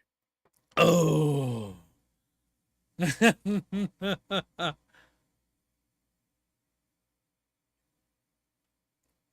Games. Well, you got, for those who want to keep dooning, keep dooning. Oh, Blake is going to be in charge of base number 3, by the way. So we're going to be reorienting the bases for iron and different progressions. We'll have a game plan. We'll talk about it later. You guys, old woman, be quiet. Be quiet. I do that to my mom too. She loves that. Absolutely. Email silence. I don't do that to my grandma though. She's too precious. But you will shut the door in her face. That never did that. That never happened. It's a You shove fabrication. your grandma out of It's your, made up. out of your home. It didn't happen. We made it 'Cause up. you hate your grandma. It's a lie. Remember that fucking Full thing? hate. We made it up. You're not getting away with it. It's fabrication. It's a fabrication. You're not side scrolling out of this kid. I'm side scrolling out. I just did. And it's sidestepping. Side scrolling. Sidestep. You are old kids. Shut up, Jimmy. I make you find it very good, Blake. Keep up the good work, buddy. But yeah, man, I love video games so much, and I love the industry. Actually, no, correction. I find the industry fascinating, but there are certain facets of it I despise. There we go. Never happened. Yeah, Bucky gets the quote. There we go. Never happened. We made it up. It's a fabrication. We made it up. It's a lie. It's a lie. I lied. I lied. Yeah, you want to continue the next topic before I have to go to work? Sure. Next topic is PlayStation Plus Classics. Adds OG Deus Ex and more this I summer. like how he was saying for him, but you pull up mine. Oh shit! I'm sorry. I forgot. we didn't- I have to be there by 3. I don't Oh, mean to what was rush, your article? What was your articles? but yeah. Well, I posted the 2 things. One, there's a summary of the last 2 days of the Summer Games Fest, and then there's what stuff about ARM. So not the Nvidia thing. Yeah, You want to talk about that? unsurprised, kind of disappointing, but yeah, Nvidia's market share is ever showing dominance, and this is just a summary of the latest results. Despite the shit show that was a 5000 series, like 5090s turning on fire even more so than the 4090s, now their market share has climbed up more. Mostly probably because due to Intel's share falling to 0, actually, if you can show that graph I posted. You can really display it. My I God. mean, look at that. 17 to 8, and as you saw, Intel's not even a competitor. And this is starting to breed problems, because NVIDIA is, on top of not really paying attention to the gaming crowd that kind of made NVIDIA into its name, because they grew based on selling GPUs to us, and the market is called, was it add-on GPU, or the ones that you add to your motherboards? They're mostly focused on AI chips and stuff like that now. And as we saw, NVIDIA is borderline determining how a lot of developers develop for their games based on the tech they determine they get to use. And it's starting to breed optimization troubles. Their drivers are not working. Hell, look at Dune Awakening. My A lot poor of people, including performance. yeah, a lot of us, including me, Hans, and a lot of other people, had Yep. a lot of trouble until we had to manually install drivers that we had to get from the NVIDIA website. Oh, hold on. He's taking my fuzzy away. Give me my fuzzy back. He's telling me statistics and shit. He's telling me. He's our statistics analysis guy. He's literally. It's like, the expert on the show. We all have different classes. He went for the nerd class. He picked the autist. Yeah, he picked me. We all did choose different builds, didn't we, when we came to this cast? I'm back. Go ahead. What's That was Kid's that- build exactly? Don't worry about it. Fat. Now He go ahead. picks vigor and endurance. Therefore, he's But, yeah, fat, there is but a he can light last in a the long end of- time playing a game. Sounds squealy. Now, continue. Post. There is a light in the end of the tunnel, and part of it is just NVIDIA potentially having even more dominance. Part of the problem is well, my theory is that the x86 platform is mainly AMD and Intel. If anybody else wants to compete in the kind of in-house home computer hardware space, it's actually quite limited. Right now, AMD is obviously more and more getting more dominant in CPUs, but you only really have two options for gamers like us. What else do we have? x86 is a restrictive platform and becoming harder to develop. ARM is actually creating more opportunity in this space, and in the short term, we're kind of screwed. But long term, there's potential as you're starting to see this in laptops. But if you look at, say, the Steam Deck and even the Switch 2 and the Switch 1, those are ARM-based hardware, and a lot of developers are actually liking the ARM-based platform, which means once these companies such as and you're starting to see this in the server space. Amazon actually has its own server CPUs based on ARM. Apple has now, for 4 generations now, has its own ARM-based hardware that's actually starting to compete on par, if not exceed the x86 platform with less heat, less power generation, less power usage, and all this stuff. Qualcomm is actually making headways into this. It's actually eyeing our sector of the hardware space with their Snapdragon hardware, which is going to take time, and potentially seeing other players, including Apple, even looking to get into the space. We badly need this, as we need more competition in this space, and we're starting to see a lot of problems with optimization these days with the x86 platform. You throw these problems on top of, say, Unreal Engine 5's optimization problems, and then GPUs coming on fire. I guess PC gaming is starting to become a bit of a pain in the butt. Now, the potential light of the tunnel, the end of this year, we're supposed to see NVIDIA is supposed to release its first desktop CPU based on ARM. And even you're starting to see Steam starting to eye the operator space with Linux and ARM-based hardware, as even the Steam Deck, I think, is ARM-based. Which means we might finally be able to, NVIDIA's dominance might actually come under threat, and we might actually be able to get movement now, as more and more big companies are eyeing this sphere to disrupt the x86 platform. Now, the only company that may suffer this is Intel because, well, Intel's been screwing the pooch for a long time now. AMD, they're actually making moves and thinking of releasing an ARM-based CPU.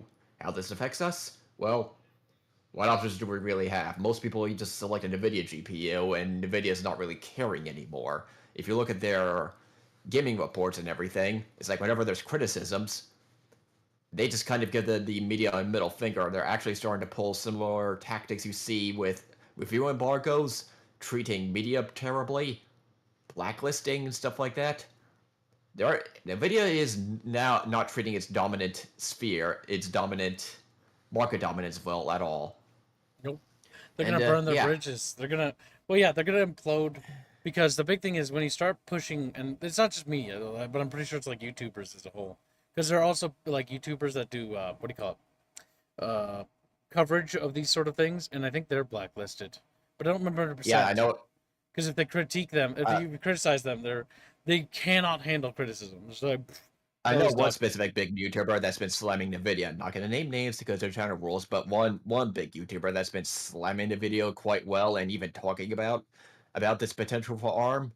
Now, the unfortunate thing is at least a minimum of 2 years before you start getting this hardware out to us. The end of this year is going to be the entry level, and it's going to take a little bit longer for game developer tools to finally pick up Steam. And even Microsoft is starting to may come under threat, as Steam OS, should Steam finally take their gloves off and go, we're going to make our own operating system for you gamers to compete with Windows.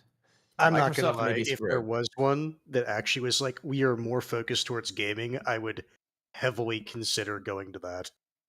Steam is the only one that could really do that with SteamOS, and when it comes to Valve, they're kind of a wild card, but it's clear with SteamOS they're pushing in that direction. The thing with Steam is, part of it is I don't blame Game Duel for this. Game Duel refuses to staff up heavily and prefers to keep per employee a very efficient development process that he kind of needs to develop, as SteamOS needs to be developed properly in order for it to be. And there's actually potential in this. Steam has the developer tools and retained industry knowledge to actually make this possible. And you're seeing ARM, Qualcomm, NVIDIA, and a bunch of other companies willing to back hardware and software changes like this to the extent where x86 and Windows may not become the dominant players in the mid to long term future. And I'm talking 2 to 5 years at least. So, interesting things are going to happen. And how will this benefit? Well, imagine our games running more efficiently and not burning our CPUs, and us needing gigantic all-in-one coolers and custom liquid cooling in order to keep our stuff cool. Yep.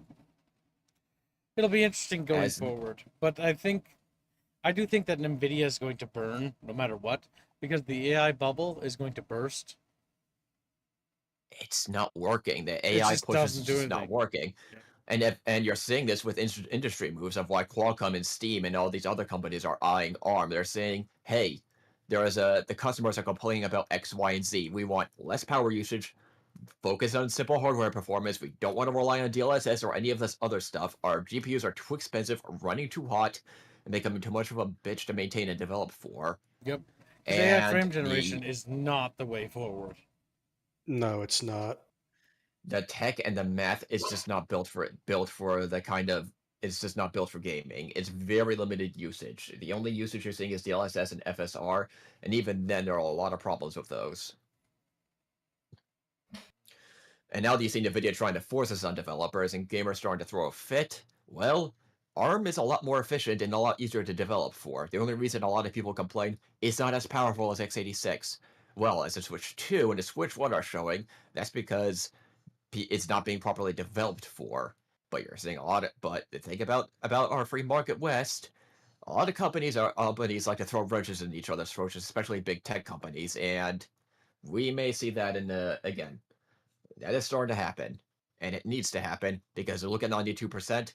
That cannot last. NVIDIA built its business off innovation and providing products for a good price point that people want to buy. But that's no longer the case, and they clearly don't care about the gamer market that built to them. They care about selling AI chips, which is fine.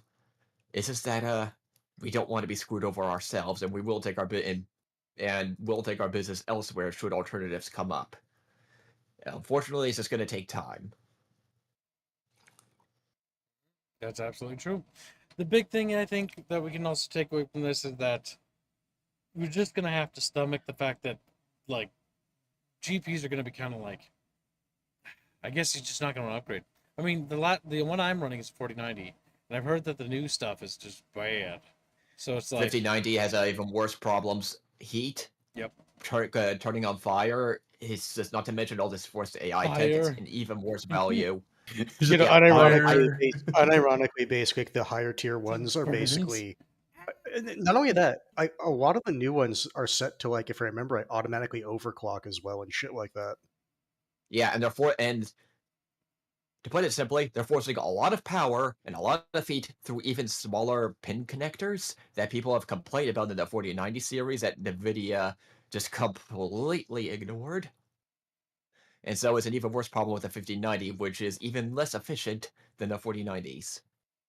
Yep. There's no real reason to upgrade. Well, that's good news because I don't want to. Yeah. The thing is, like, I know for me, I've been thinking about, because, like, just putting money aside to upgrade, because, like, my computer is not on, like, the tier that Kibbs's rig is at. So it's like, okay, I have a decent amount of money, and it's like when I hear shit like that, and it's like, well, piss. Well, your Guess I rig have is to- severely behind. You could literally just get to the 40 series. I've never had too much troubles with them. I don't know if other people can say how they feel about it, but I got a 4090 or a 48. I don't remember. Whatever. It's one of them. And 4090. yeah, because Chatfish helped me buy them, and it's good. It runs pretty much everything like butter. and I'd never had an issue with it. The only thing I had an issue is my CPU is one of those CPUs that was had those issues. So I have it limited so it can't exceed a certain threshold, so it doesn't melt. So it doesn't. And honestly, given how there's optimization issues like that, and it's getting worse, you almost kind of have to for those CPUs. It's like, don't go over this threshold. Well, we had to hard limit it because even at its base thing, it's actually started degrading. To the point where if it runs at its factory set, it actually starts degrading faster. So, yeah, we had to limit it because if it runs any faster than it runs, Gibbs' computer will not work no more. Gibbs' computer. Visty says, one of my friend's parts were automatically overclocked after a driver update, causing a mysterious crash opening every game. Very fun. Yeah, see, overclocking is one of those things where it's neat. Some people like to do it, and that's a nice little feature thing that people I can don't do. mind the But concept of overclocking. I never overclock my hardware because I don't want to put any extra wear on them because I would need my Yeah, hardware I to last want as long as durability. possible. I don't want performance for stuff like that. Yeah, I don't want to have to upgrade my gaming PC for as long as humanly possible. As long as humanly possible. Because the only reason why I did it the first time was because I wanted to give chat a better experience for visuals. That's it. That beyond that, I don't want to do it again. Like I don't want to do it this year, I don't Yeah. want to do it next year. Like, I'm not one of those people possible. that I'm chasing like high fidelity shit. Like I like the games that I like played growing up was like Rome 2 and Shogun 2. And so I don't mind games not being, the best looking. I just want them to run. Yeah, that's fair. I mean, I'd like them to look decent, but I don't need them to be like amazing, if that makes sense. But I would like fine because ultra graphics just look pretty in some No, I cases. understand that. I'm saying for me personally, I don't mind playing on lower graphics if it means better performance. Yep. Some people like visuals. I've always had a soft spot for artistic visuals and stylization, but only when games actually make use of it, which is not every game. Anything that does photorealism, I don't give a shit about. I don't want. If I want photorealism, I'll just look outside. Like, there's a tree. There's a tree. And okay, like boring. I want to see like a monster or something. Oh, let's see. Need BattleTech style computers? Also, I don't know about that, Kevin. But go ahead. yeah, I also posted just a bunch of games if you want to talk about any potential interesting games at the Summer Games Fest. Yeah, One of them, Oh, I did you posted brought it. more articles? No, I Oh, posted a bunch of previous. stuff from the Games Fest for if anybody Okay. sees something interesting. One of them I posted Valorant? is Anemo. Anemo. Where's it? If you scroll down, I posted I posted an X tweet. You little It's called fucking Anemo, weeb. and this looks like Pokemon. Oh, I did open it. It's Wario 64 article. I just have to find it. Right? Days of Dev Summer. Yeah. God damn it, Fuzzy. I hate Yeah. you. I loathe and despise your existence. I'm kidding. I'm joking. Fuzzy, don't get sad. Fuzzy, I know. no. I know. I've been keeping track of the Xbox Show Fest because I thought I at least have an hour to go through it. That But does no, look they like decided to Pokemon. start it. I'm just going, oh please piss off Nintendo to a large extent. Yes. Tank their I want. reputation further. Yes, good. Oh my I god, am. they're stepping in there. Yeah. Oh god, I hold on a really. second. Is that the battle pass? Uh-oh. I don't know what that is. That looks grindy as fuck. I don't know. They just showed the trailer, and I hope this just throws a wrench into Pokemon and drives Nintendo to try and sue Microsoft and dare them to try and take them on. Thing Oh, is, that would be so Nintendo's hilarious. monopoly being upset is a net W for everyone. Because the big thing is, Nintendo monopolies are bad. Monopolies are always bad because it means stagnation. Stagnation is bad for innovation and basically the new ideas flowing. Not, I don't want to use the word revolution because revolution could be bad, by the way. Doesn't always mean We good. need innovation, and Nintendo But- is Generally, the term is also here dominant, such as Nvidia is heavily dominant in the GPU market right now. And the thing about Nintendo, yeah, they could say the reason you can say they're more monopolistic is because they're actually using legal action and power to try and force people from out of competing. Like Power Yes. Worlds is a big example. Yeah, no, Power Word basically. I think to basically people that weren't like Super Nintendo fans, it's just like, oh, Nintendo actually is kind of scummy. Kind of. But Well, yeah, no, the no, use of force of the keep in mind that I most know. people are going to like look into like all that other stuff. I know, it's still irritating, but it's like this is scummy. I understand the point. This game actually looks But kind of interesting, surprisingly. Like, yeah, artistically because speaking, it's got very nice visual flair. yeah. What I find funny is that Pokemon actually saved Nintendo a long time ago. If you remember during the GameCube era when Pokemon just finally took off, Nintendo in a few years would have gone bankrupt. And when they made got a stake in the Pokemon company Games Freaks when they were up and coming, just a handful of guys in their backyard, in their garage, to use that metaphor. And when that exploded, that actually saved Nintendo. So for them to treat Yeah, Pokemon fans I like this, understand why they're being as protective as they are, but the thing is, what they're doing is really, really fucking scummy and wouldn't fly in a lot of other areas in the world. yes. Yes, as it's not, hey, we have a good product and service. We're not afraid of people. It's not, we're not afraid of competition. We have a good product and service and we're providing value. No, they don't want anybody to try and provide better value. It's not that they're Yeah. trying to, it's like, hey, let's put our best foot forward. That's ideally. You want to score goals in a free market. You don't want to kneecap your opponents. Nintendo's trying to kneecap their opponents. And that's what they tried to do with Power World and are to a large extent succeeding with how much Power World is coming under fire and forced to change. Microsoft comes in and tries to throw a wrench in that. Microsoft has way more FU money and a better legal team than Nintendo.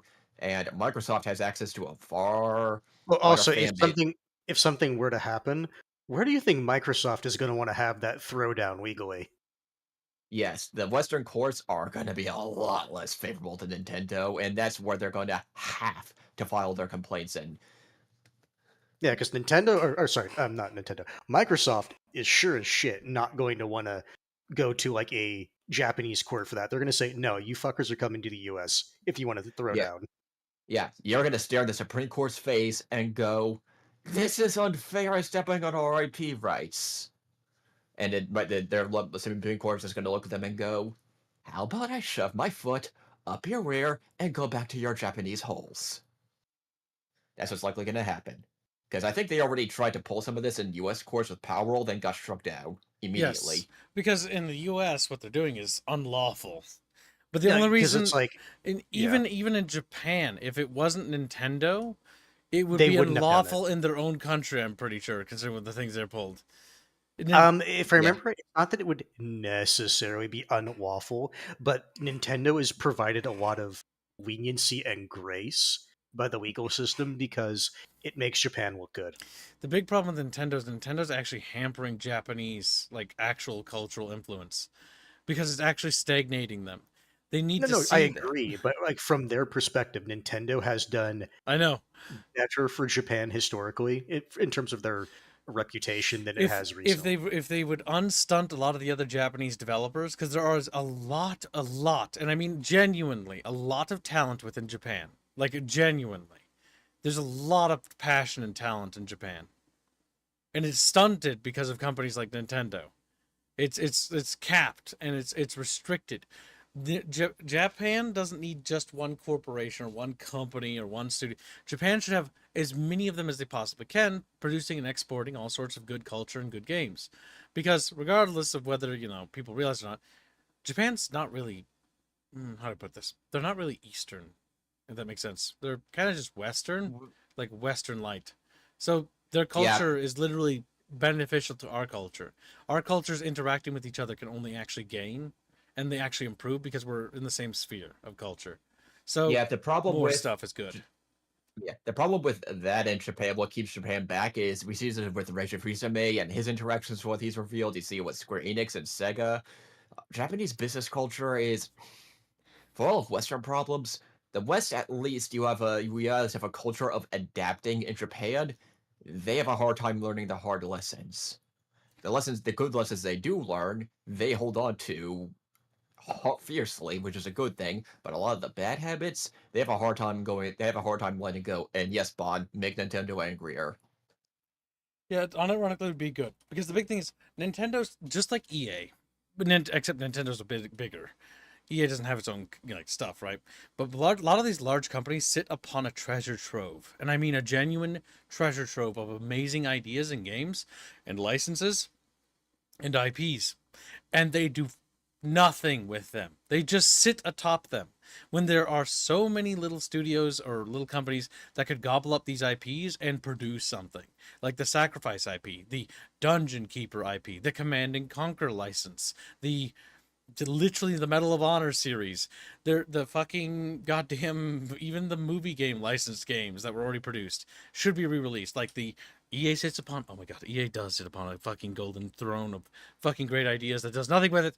It's got the You know what they're Dune gonna do movie instead, licensed kids? games. Not only does it have the old Dune games, like the old Dune RTS, it's got the Lord of the Rings movie licensed games. It's got fucking Harry Potter licensed movie games, which I know it's Harry Potter, but those games, in terms of how big they are, like, and how well made they were, at least the initial ones, they're so good. It's like, it's so much lost media that, like, you want to go play those, you have to go buy an old PS2 and like plug it in, you know. Chips, those don't matter. They're gonna make the new football game. And also another New positive soccer note. game. Oh, I wish Chip, they would lose their FIFA. fucking sports license so that EA'd finally have to be like, oh fuck, No, we have to make unironically, something else I that isn't a actually- sports game. No, unironically, I actually despise the fact they were able to negotiate a deal for their sports titles, because they have been reliant on that for a lot of their revenue for a very long time. Yes, Yeah, the if you, sports has I've actually sabotage. did. Ugh. I actually did a quick look at their stock price and Did it the lose company's people? value. Okay. It is long-term flat, but it is only flat because of what Hans says. The sports titles have kept them afloat for that long, and it's actually to EA's negative, because they take that so for granted that any other potential growth factors like BioWare, Battlefield, any other up-and-coming titles, All they the just don't pay studios they attention to that. killed, Visceral, They did lose Pandemic, FIFA. That is true. They did, but it hasn't really Westwood, affected them last I checked. EA Los Angeles. EA Los Angeles is dead. Yeah, no, unironically, games getting big sports licenses I view as very negative, or as a very bad thing, It's because too easy for them to coast off of. it means they don't have to Yeah. do anything. Like, unironically, the joke of FIFA is they're just adding new characters and they're keeping the system the same. Yeah, because they aren't actually innovating on it. Honestly, when I looked at the sports games, because I did look into them, I almost feel pity for people who buy sports games. And mostly the fact that they literally regurgitate the same game with no new mechanics or features for the most part, except an updated roster, and then charge a Yeah. full price. And these poor people And don't even know that they're microtransactions. being deceived. They probably don't They even don't- realize they how don't care, scammed they are. kids. They I don't mean, care. If you told them that most of that stuff could just be a free update, and that they're being scammed, and they could see the full picture, I think it's not that they don't care. I think that's that they're naive No. because they don't know. Genuinely, I've met people who play these games. They don't care. They'll Don't buy a care. new game because they like the sport. They could don't save so care. much money if they just patched it, though. Sure, but they don't Yep. care. Don't care. There's got to be no. I don't believe that. There are people No, who care. it's genuine. They don't care. They're gonna pay $70-$60 like every year Yes. annually. Yes. Because for It's them, the that's only game they play. So Yeah. it doesn't That's matter. retarded. Gibbs, I have news for you. Why would you Outer do Worlds that? is 80 It's called Call of I don't Duty. work- They do the same shit. Ah, it's terrible. It's just like, what's new mechanically okay, and see, feature I wise? understand it's Nothing. because you prefer to like play a wide variety. For these people, that is the only game That's they play. not okay. They need to demand Thank you, better. Pedro.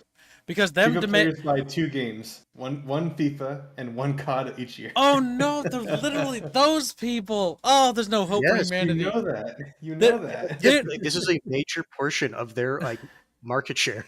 They're the reason why market the share, industry sorry. is stagnant when it comes to the upper Yes, echelons. unironically, yes. Upper echelon. But they're willing to give them a shit ton of money for those Oh, two that's games. so infuriating. I forgot about, like, I never think about those people because I'm like, they never interact with our sphere whatsoever. They never come down to play any other game. Yeah, but kids, they're real, whether you like them or not. I mean, the thing is, I guarantee some of them glaze popular things. Like, they see new popular thing like Helldivers. Some of them must have played Helldivers or be playing it. Like, new Yeah, that's what trendy games. Like, there gotta be a few of them. No. The fact that they just, like, buy annually released games, like, Call of Duty is a franchise I really like at a certain point in its history. Where it's like, oh, I enjoyed the campaigns of these. They were fun. And, like, yeah, they're a bit basic. Yeah, it's like Halo, you know, they're not very innovative. They're not very imagined, but the writing, the Hans Zimmer music, the overall story composition, it was just fun little war adventure, right? And then you get to like, I forget what point, like, it's Call of Duty Black Ops or Black Ops 2 or whatever, or 3, I don't remember. But it's at some point where it's just like, and then it just becomes this, like, literal same. Like, literally just the same game, but no good story, no good campaign, no interesting anything, nothing. Just bland. Because we tried the new Black Ops, was it this year or last year? We played it, and it was kind of just like it was trying to do something, but it was like it just had no. It had characters in it from the previous games that I thought were interesting, but like, it just, I didn't want to play it. It just, I got bored. Like, it's boring. It's like they don't. It's like they're not excited about their own campaign. The campaign feels like a drag. Like, what the fuck? Why does your game feel like it's bored of itself? That's not okay. Your game should be bored of itself. It should be excited. Fucking Modern Warfare. Modern Warfare feels like it's excited. It's gonna tell you something cool and interesting. Modern Warfare 2 is like, oh yeah, it's just gonna really hit the fan. Modern Warfare 3, you're gonna get your payback. You're gonna kill that Russian dude or whatever. Oh yeah, super cool. You know, super excited. We're really excited to tell this really cool, epic story, big explosions, lots of fun, crazy stuff happening. And, like, maybe it's a bit too much, you could argue, but, like, at least it seems like it's excited. It wants to be played. It wants you to play it. The new Call of Duty is like, here's your annual shit, slop. Go ahead and You want to end play it it. before I go? We want me to end on a good note or a bad note? Bad. Okay. Outer Worlds 2 is $80. Congratulations. Oh, I don't even. That's still bad. Actually, no, it doesn't matter if I don't like that gonna game. buy that game. It doesn't matter. The principle of the matter is detestable. Because remember, it's important as a gaming community that we are united, a united people's front. What? United People's Front of Judea, if you will. I demand soy hats. I know you would. But God damn, I don't think anybody got my reference. It's a Monty Python skit. Yes, everyone knows Monty Python clips. Did you? You didn't acknowledge. You made a Monty Python joke. The fucking Life of Brian. We all know what it is. Yeah, well, you should be more wowed by it. Disappointed. I've heard the joke before, kid. On that, I bid you all farewell. Good luck, How's it Fuzzy. going, Fuzzy? I hate you. Later. Oh my god. Reusing the same characters too constant. Yeah, they keep using the same constant, like in the new Black Ops game. It's just like all your favorite characters from Black Ops, you know, the OG ones. Except they're, like, not very interesting. Here's some new characters. They're also less interesting. And it's like, here's, like, random... Like, when they remade Modern Warfare, I looked at that shit. And it's like, here's some random woman character who's strong and empowered. And I'm like, I don't fucking care. I don't... Why? I don't want new characters. I just want the same... You're remastering or remaking the same... Don't give me new shit. Don't... Like, story-wise, like, yes, make the game better. Make it play better. Make it have more cool, fun mechanics. That can be new. But the story, don't fucking touch the fucking story. Leave the story the way it was. The story was fine. Leave the characters where they were. They were fine. Leave the dialogue the same. Just get the same BAs to do the same lines again. I don't care. Like, just, the only thing you should be changing is maybe make the graphics look pretty, I guess. To make the gameplay tighter, make the gunplay more interesting, Maybe the combat can be a little bit more interesting. Maybe redesign a few levels, like in terms of layout, to keep it fresh. Hell, the Dead Space remake, Remake. Remake. the That's what it's remake called. did it very. It was very close to being perfect. There's a few complaints I have about the Dead Space remake, but the project director for Dead Space remake understood that he wasn't replacing Dead Space 1, rather he was making a remaster slash remake of the original Dead Space that would be fun to experience, and a lot of things that were not able to be put into the game were put in, and improvements, but it wasn't to replace the original game. Rather, as they put it, it was to stand shoulder to shoulder with the original. It's not here to supplant it. It's not here to replace it. It's here to be shoulder to shoulder. It's not going to basically remove the original. And so that was the entire idea behind Dead Space Remake. You can play the original, which is still awesome, and you can play the remake to see some, like, basically all the improvements that the franchise had with, like, zero-G combat and, like, combat design and certain design stuff were added to it and, like, improved and refined, and some of the tweaks to the levels and design, so that when you play through it, it has a different feeling, so you can play Dead Space 1 and the remake and have a unique and fun experience with both games while also respecting the lore as much as possible. With a few things that ruined that, but they're honestly so minor, I'm not even going to bother mentioning them. Because if I don't tell you about them, odds are you'll never know they existed. Because that's how minor they are. Because I remember asking somebody to try the remake and compare to the original. They did, and they couldn't tell the difference. Until I told them what the differences were, and one of the retcons that was kind of lame. But if you don't know, you'll never know, because it's so minor. But yeah, my annoyances and grievances aside, that's one of the big things. These major franchises are just dragging their goddamn heels, and they're dragging it, screaming. Actually, no, not even screaming, groaning. Like they don't even want to be here. But kids, you must make the story appease the mythical wider modern audience. Yeah, so that's my concern with this right here, by the way. The Chinese players buy the 15.75% of stake in Helldivers. The Chinese player base is the holy grail. The industry has not changed in the last how many years since I remember being told by my uncle that the industry had this fucking lofty idea in the 2000s of being like, yeah, we're gonna get the wider Chinese market, ho ho ho ho ho, and that backfired and didn't work. And then they tried it again The mythical in Chinese 2000, audience is 17, they don't care and about 18, Western games. and then it backfired again. And now the industry is doing it again in 2025. It's like every 5 or 6 years, the industry's like, mythical wider Chinese audience, and then they're like, oh my god, the Chinese audience is literally cancer. It's like, oh my god, you literally should have learned that the last fucking 2 times. Now we're going for operation number 3. This is the third time, the third push in the fucking last 2 decades where the industry's like, let's go appeal to the Chinese audience, and it just never works. Blows up in their face. It never works. And I can only tell you right now, Arrowhead, if you make the mistake that everyone else has made, where you start appealing to them, you're gonna just get it. They already bitch you. We've already talked about that at length, and I'm not gonna go into more detail about that, but they already bitch you. They bit you a week ago. Learn the goddamn lesson. I can't hold everyone's hand. Some people need to learn. I feel like sometimes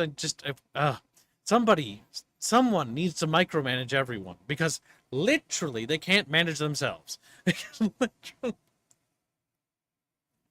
It's literally like a badly coded RTS.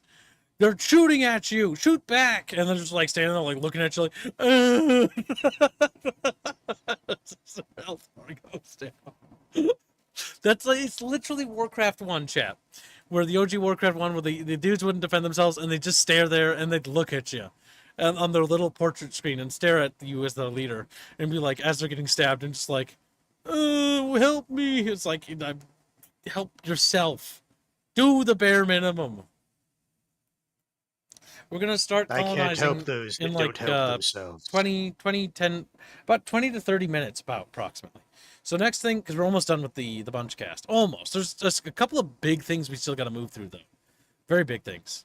So the next thing is the Witcher 3 had a tech demo. And again, it was a tech demo, or Witcher 4, sorry, had a tech demo. But I want to underscore something, and they're doing it on Unreal Engine, and again, this leans on the Unreal Engine thing, harkening back to what Squealy had mentioned before, right? This is they don't want to build their own engine. They're just going to use Unreal. Oh my fucking god! I just want to brain myself right now. Everybody's going to use this as a crutch. So all the same graphical problems Unreal has, we're going to have to suffer with for every goddamn game.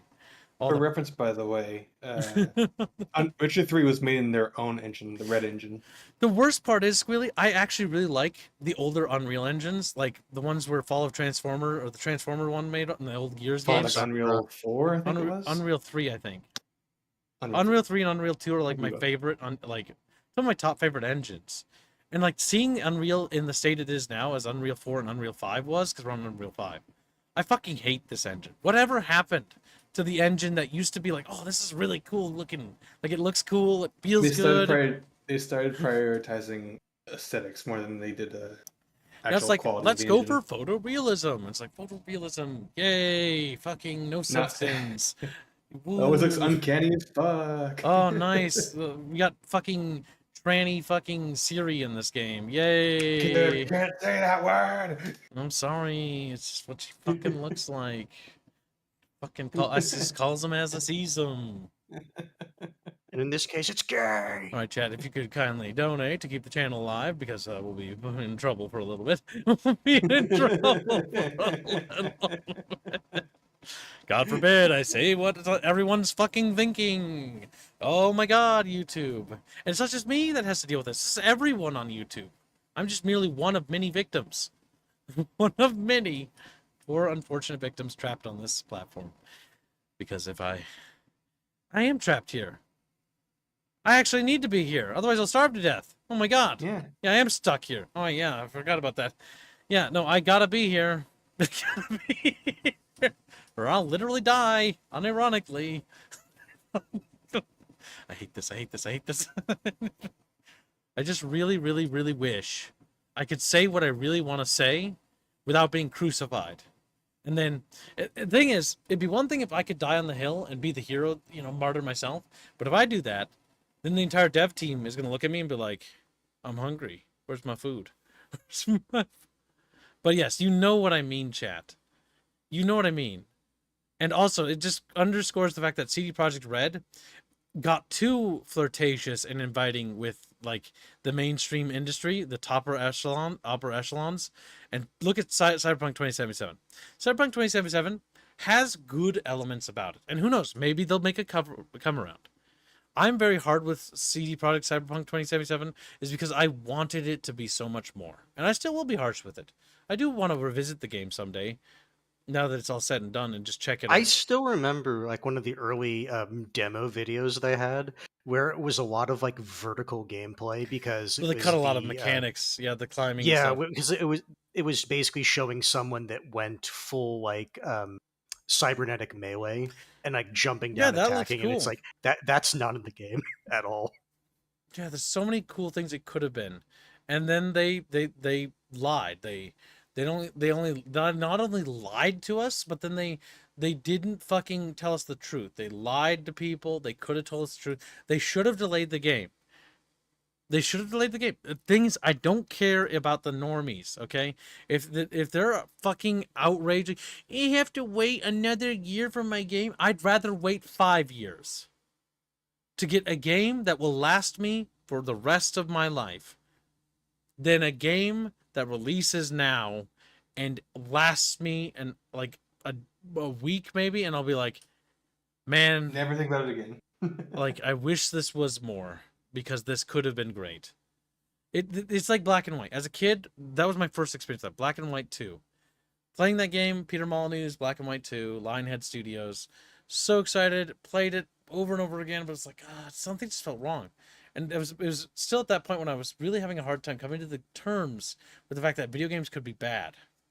Because for the longest time, I always thought it was just a simple skill issue. Before that was even a phrase. I didn't call it that. I was like, oh, I'm just bad at this game. Like Sonic Racing on Sega Saturn when I was a little kid. It was old by then, but I remember digging it out of the closet and playing it. And I remember going like, my dad played this. This is cool. This is what my dad must have played. oh man, this game's hard. I can't beat this game. Fuck, why is this game so hard? What did he do that I'm not doing? As I became an adult, I realized it's not that it's hard. It's just fucking bad. It's just fucking. I fucking hate it. I'd rather games be good than games be bad, and I think we all can agree on that. And I think we all wouldn't you rather wait, champ? Let's just ask. They're gonna make a poll. I'm curious. I'll be on the up side.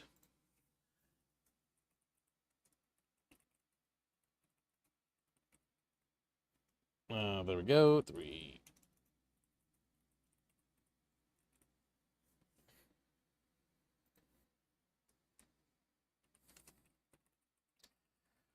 And this is like, would you rather wait for?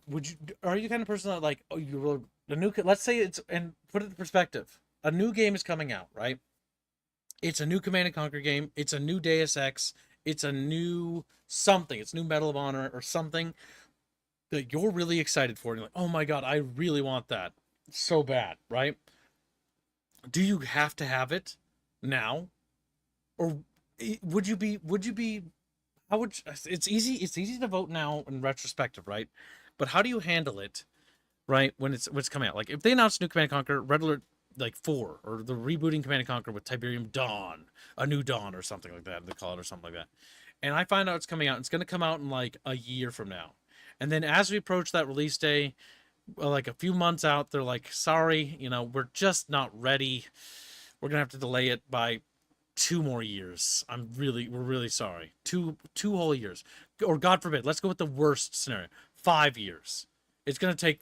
This is ludicrous. People would be fucking livid if they said that. By the way, but like, what, 5 fucking years? Now, reality is it's mostly like 2 to 3 years, more realistically, or a year would usually be good enough. I put 5 years as an extreme there, just to show, like, would you be willing to wait the absolute extremes? Hell, even 10 years. Look at Project Zomboid. That's been in development for decades. And look at how far that's come. That's come so far. So far. It's amazing how If far you that's look at original gameplay come. Of the OGPZ. it is Vastly is- different. yeah, like just everything about it's different. Perfect gives a membership. Thank you for getting a membership. He has multiple memberships, I think. Oh, he says, for $2, Hungry Shoblin looks up at Kibbs with wide eyes. That's true, she does. She's a hungry Shob. And Bino says, squeak, Kibbs. I never say bad stuff. I have to constantly hear Kibbs and Squealy being German and bad men on live. Albine never did anything wrong. What the fuck? What is Bino rambling about? Did you fucking start haggling him or something? No. You said the naughty word, and he's like, Bino never said anything wrong. Even though we've caught Bino saying things wrong, he's gotten racy before on stream. Oh, he's developed a victim complex. Okay. Yeah. So I'll point out for you, little Venus boy, you've said some things that you shouldn't say on stream before. Yes. But yeah, so the big thing is, I think, back to the sub, and thank you for your membership and support, Bino, even though I know you just take my money, but because I pay you. But the big thing is that I'd rather wait more years to get a good game. Like, I don't want another Halo game right now. Like, you released Halo Infinite relatively recently. Like, take time. Like, I'm tired of getting these half-assed shit games when I would like a game to be developed and polished. It doesn't need to be perfect. It doesn't have to be perfect. It doesn't need to be like, oh my god, it eclipses Halo 3. I want to at least play this game and be like, yeah, it was fun. I enjoyed it. I liked it. I might even play it again, because it's fun. Not, or like Halo Infinite, I don't want to touch it ever again. Like, and it makes me angry. Like, when I think about that, and I'm going to say, this is how I truly feel. I don't want to play Halo Infinite ever again. That upsets me. Because why? Halo used to be like this thing, like a cherished game series that I played as a kid that like I enjoyed so much, but I don't want to play it ever again. I don't want to play Halo Infinite, at least. I don't want to touch it. I genuinely don't want to touch it. I don't want anything to do with Halo Infinite. Halo Infinite is bad. I feel bad that I had hope that they were actually going to make it good, because I remember having optimism even when it was going into it, because it's like, oh, it looks like they're maybe back in touch with what Halo was about, and maybe they're going to like actually like listen to feedback and actually make the story like interesting and take it sincerely again. And then it was just fucking No. Reddit tier garbage. The entire Chief gets fucking his shit time. kicked in. You don't even get the catharsis of kicking the shit out of the bad guy. Cortana just fucking Reddit jokes you like fucking hours into the game for hours on end, and her teeth are very teethy. You have to look at how teethy And then her you teeth find are. out the original Cortana, the one that basically the actual player would have had a connection with over the course of And it all the doesn't Halo take itself games, is actually sincerely. dead. Because it's like the main plot's like, oh, actually, you know, the Covenant weren't the bad guys, it's the Banished. The Banished actually did all the work, and you weren't the hero. Not only were you not the hero, and the Banished are so much more powerful than you, but also there's this thing called the Endless, and they're scarier than the Flood. Yep. And everything's And better. why haven't you heard about them is because all the Forerunners basically erased all the Because evidence of them they existing. were so scared, but the Forerunners imprisoned them because they were so scared of them, because they were super stupid super smart. They weren't stupid. They wouldn't do that. They were super smart, and they imprisoned them because that was a really smart But they thing to do. couldn't kill them, despite the fact they beat them enough to imprison the entire race. Yeah, but they couldn't destroy them because if destroying them it'd be hard and stuff. So destroying them would be hard and It's so stupid. Oh my god, I just cannot fucking stand shit like that, chat. It's just like, okay, so you're not being sincere anymore. You're literally just like, instead of like de-escalating or re-escalating, or maybe covering a story that's interesting, instead of dragging the poor chief, around when he just wants to fucking retire, let the man retire. And don't forget, Chief is He like can't retire. He can only die. Yeah. Chief is like in his 50s. Oh my god, just I like, think 60s by the time of this game. I don't even know. Yeah, at that point it would be 60s. I don't yes. even care. All I know is like I really, really just want it to stop. I just want Halo to stop. After Halo Infinite, like Halo 4, I didn't like that much. Halo 5, I didn't like either. Halo 5 did improve certain things about gameplay and gun design and weapon design and gunplay, but I still don't like it. I still don't like it, especially narratively. Halo Infinite, I just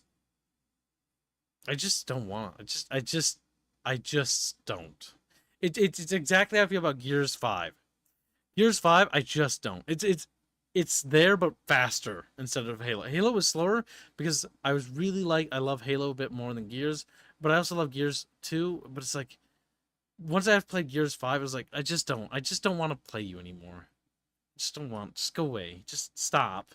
Stop fucking existing. You're disgusting to look at. You're like an abomination of what was once good. Don't want to look at you anymore. Don't want to touch you. Oh, I don't want to see you. And I don't want to see a new one made either. I just want to see you die so I don't have to look at you. Just die. Die. Go into the fucking coffin. Go into the fucking coffin. Oh my god. I just hate it. I hate it. I just want it to go away. I don't want to look at it. I don't want to see it. They announced... Stop puppeting his corpse around. But yes, the reason why we talk about this is they talked about the Halo project, which is called Halo New Dawn, right? Because God forbid, they gotta get a new Dawn for their fucking dead franchise. They need a new Dawn because currently the sun is definitely goddamn set and was eaten by a black hole. That's where the franchise is right now. So that's why I'm talking about Halo all of a sudden. Because yes, new Halo's on the horizon. We're gonna be finding out more about it soon. Yeah, hell, we might even find out about it today. I don't even know. But it'll be like after the stream probably. But yeah, new Halo's coming. We're going to be learning a lot more about it. Man, I would love to be interested, but I'm just not. Not until I know more. Because them announcing that they were going to switch to Unreal, and by the way, I have to bring this up again, and I hate bringing this shit up again, but 343 Industries got rebranded into Halo Studios? Or Halo Studios. It's something like that. And here's the thing. At this point, I feel like that's just the most appropriate description of their studio. They are now literally just Halo, the studio. They just make Halo stuff. And it's like, okay, that's neat. More. I mean, they called that for Coalition for the Gears games. But the big thing is like, oh my god. So they're like, yeah, we're gonna change things up and we're gonna do things right because we know we fucked up. And it's like, oh my god, finally you're taking accountability. So what did you do? Well, we fired a bunch of people that didn't need to be fired. That weren't actually the problem. That weren't the problem, and everybody that was the problem is still working here. Okay, so there's no hope. You've rebranded the logo. You're just 343. Shut the fuck up. You're not Halo Studios. Halo Studios doesn't exist. It's just 343 with a different goddamn name. The same people are in charge. The same DEI bullshit. The same political fucking minded nut jobs. I just don't care. I don't care. Like the reason why Helldivers is on the up and coming and it's currently rising, and Tainted Grill is up and coming and rising. Dune Awakening, Funcom, fucking I already forgot the studio name for this. Fucking Funcom. Funcom of all companies. Funcom, the studio that I just can't. I was always mad at like why? Why are you always dumb?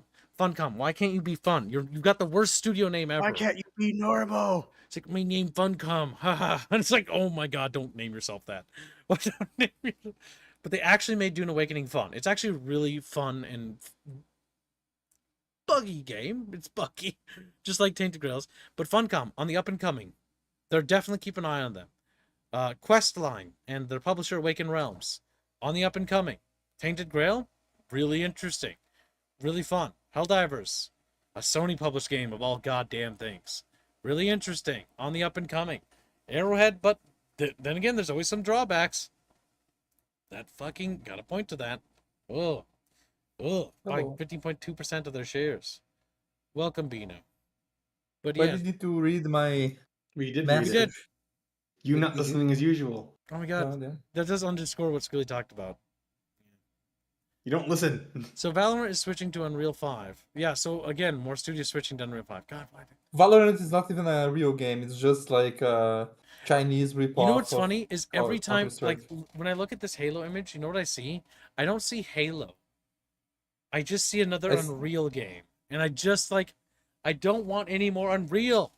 Make Halo look like Look how- Halo. Halo. Look Okay, how glossy it is. let's talk about this Halo Studios. You fucking morons. 343. So these fucking numbskulls at Halo. What made Halo Halo was the graphics. Oh my god, shut the Halo 2 when it came out looked like ass even then. Don't tell me that. Yeah. The only Halo time 2 is unironically like one of the worst looking the only Halos time at the Halo time. looked Or I say good at the time. was Halo 3. Halo 3 looked good because it was stylized. Halo ODST was stylized. Halo Reach was stylized. Halo Warrior was stylized. Halo 1 was stylized. The one time they tried to make super realistic faces was Halo 2. And look at how that turned out. They look like fucking Play-Doh monkeys. Like, oh my god, they look terrible.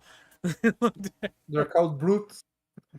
Oh my god, they're genuinely ugly. Halo 2 is not a bad game. It's just ugly looking. It's ugly I think looking. Halo 2 is a bad game. Looking at its visuals, is ugly. It's actually got pretty tight multiplayer and tight weapon. I and never gunplay. played Halo. I'm 2. talking about the campaign. The campaign's kind of ass. And the campaign's fine. It's just undercooked because they rushed it. When they The should have campaign's just fine. laid It's it. just bad, like kids. No, It's like I just said they rushed it, which means there's some undercooked elements, like the Like brutes. all the arbiter levels. Like cue Bad the elements. listen, cue the fucking Gordon Ramsay. It's fucking raw. Like there's a few sections of the game where you'll just say that, or levels I can point to, like literally any level that has brutes in it. It's fucking raw. Like that's okay, so it's just bad raw. then. Yeah, but every other level's fine. Yeah, but those levels are bad. You can have good parts in a game, right? Just like you guys are so fucking narrow. The narrative is being spun. There can be good even in a bad game. Mass Effect Andromeda has good inside of it, despite me not liking it, despite all of you not liking it. There's still objectively good things about it. It's got some It's decent funny. third person combat. It's relatively smooth, relatively tight controls. Plays relatively well. The story It's is funny. not very good. It's very mid. Funny. Funny is definitely a word I would use. It's got large sections of nothingness on the map where it's drive across this fucking the ice planet was the worst in that game. It's like, let's just drive over some snow. There's some monsters I could fight, but fuck me, I'm not doing that. I'm just gonna go right past it. My face is tired. Cut out the Mythic says, cut out the Forerunner installation, and it looks like a generic NVIDIA driver picture, explaining how the driver will improve random aspects. Yes, To be honest, because to the be only honest, thing even that if looks the Halo is that. Forerunner- No, even that doesn't look Halo to It's most too people. glossy. It's Most- too most glossy. people- Looks like a mirror. It looks like someone like poured Vaseline over aluminum. Nice. don't give them ideas.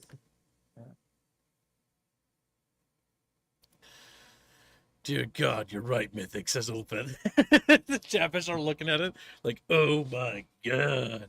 It is. It just looks like an Unreal Tech demo. Like, literally just cover up this side of your screen, chat. Like, I'm holding my hand there, not looking at it. And, like, the rest of the screen, yeah, it just Are you looks... covering your? Why are you talking like that? I don't know. I just do that when I squint. Look at my eyes. But yeah, the rest of it looks just like a random tech demo. It looks like it has nothing to do with Halo. I half expect to see like an LGBTQ flag when I scroll down, by the way. Like with that one zombie game coming out soon. Halo my God, Studios. Oh, this is their you're dumb not- fucking commercial. Here at you're Halo not Studios, funny. we didn't change anything, but we just changed our name. Ha ha ha. So you wouldn't associate with us with 343. Like, this doesn't look you- like you- Halo. Halo 1, unironically, Halo 1 is stylized to high hell. It's mapped to real faces for the character models, but they actually stylize the hell out of it. And Halo 3 is actually stylized. It's straight up just stylized. Stylization. Having artistic styles in your game is actually okay. Developers, industry. You don't have to go for photorealism. Not everything has to be photorealistic. Photorealism is fucking lame. Oh my God, it looks just like real life. Oh, great. It looks like my fucking patio. Great. Oh, look down. It looks like carpet. Yay. Wow, carpet. Exciting. Oh, Jesus. I turn on the light. Wow, look. It casts a yellow hue on that side of my apartment because the light is yellow. I don't like the fact that it's yellow. Wish it was kind of white or something, but it's yellow. I hate it, but it is what it is. But look, it does ray tracing, Gib. It got global illumination. Oh my God, shut the fuck up. Don't care. Is the game fun? But my is the game fun? No? Shut You're the not fuck funny. up. You're not Not really funny. fun. What is it, Bino? They keep like going like, oh, we need to spend $100 gorillion on making everything super realistic because that's what the gamers want. And then like you pointed, like even though I don't really care about Nintendo, you pointed at Nintendo games, you point at Astrobot. I don't also like Astrobot, but they made a lot of money with those games, and they are just stylized quote unquote kid games when it comes to graphics, right? So like I don't know who are these people that they keep saying like want all this ultra realistic stuff, because like I mean, I want my game even to the look normies nice. love Nintendo. Like people, they say the Yeah. normies, but they love yeah. Well, yeah, gameplay trumps all usually. Like the big thing is that I want my games to look nice. Yeah, I do. I want them to have good music. Yeah, I want them to have good voice acting. Yes, I want them to, but I also want them to be fun. I want them to be fun. That's like, a lot of these games aren't fun. A lot of these games are very basic, like first-person shooters. Let's talk about that genre just real quickly. First-person shooters are stagnant. You point at a thing and you click a button and then the thing dies. That's it. Okay, but like, how do you make that more interesting? Well, you could make it so that they have like body armor, and some games do. Some games do. But usually it's like, it's normally just like you point at a thing, its health bar goes down, it dies. And that's it. They don't really want to push it, and so what they do develop next, instead of developing like a dynamic body armor system or something like that, or like you hit enemies in different locations and they have different mechanics based on where they're shot, what does it do instead? It's looks nicer, and we got the Nicki Minaj to be in it. I don't care about Nicki Minaj. I don't care about fucking Spider-Man or Transformers or whatever the fuck crossover thing. I don't give a shit. That doesn't make the game interesting. Like, make it do something cool. Like, add ricochets or like do fucking, I don't know, Do backflip. something Yeah, where it's like when you bingo. shoot enemies, they Yeah. do something unique. Like Helldivers. Helldivers actually does this. A lot of the games actually do this with the newer games, where you shoot them, they get staggered. Even Dune Awakening has a basic shotgun stagger, where if you shoot somebody in the face with a shotgun, even if they're wearing a shield, they get pushed back and they stagger, because it's a mechanic. But you know what a lot of shooters don't do? Any of that.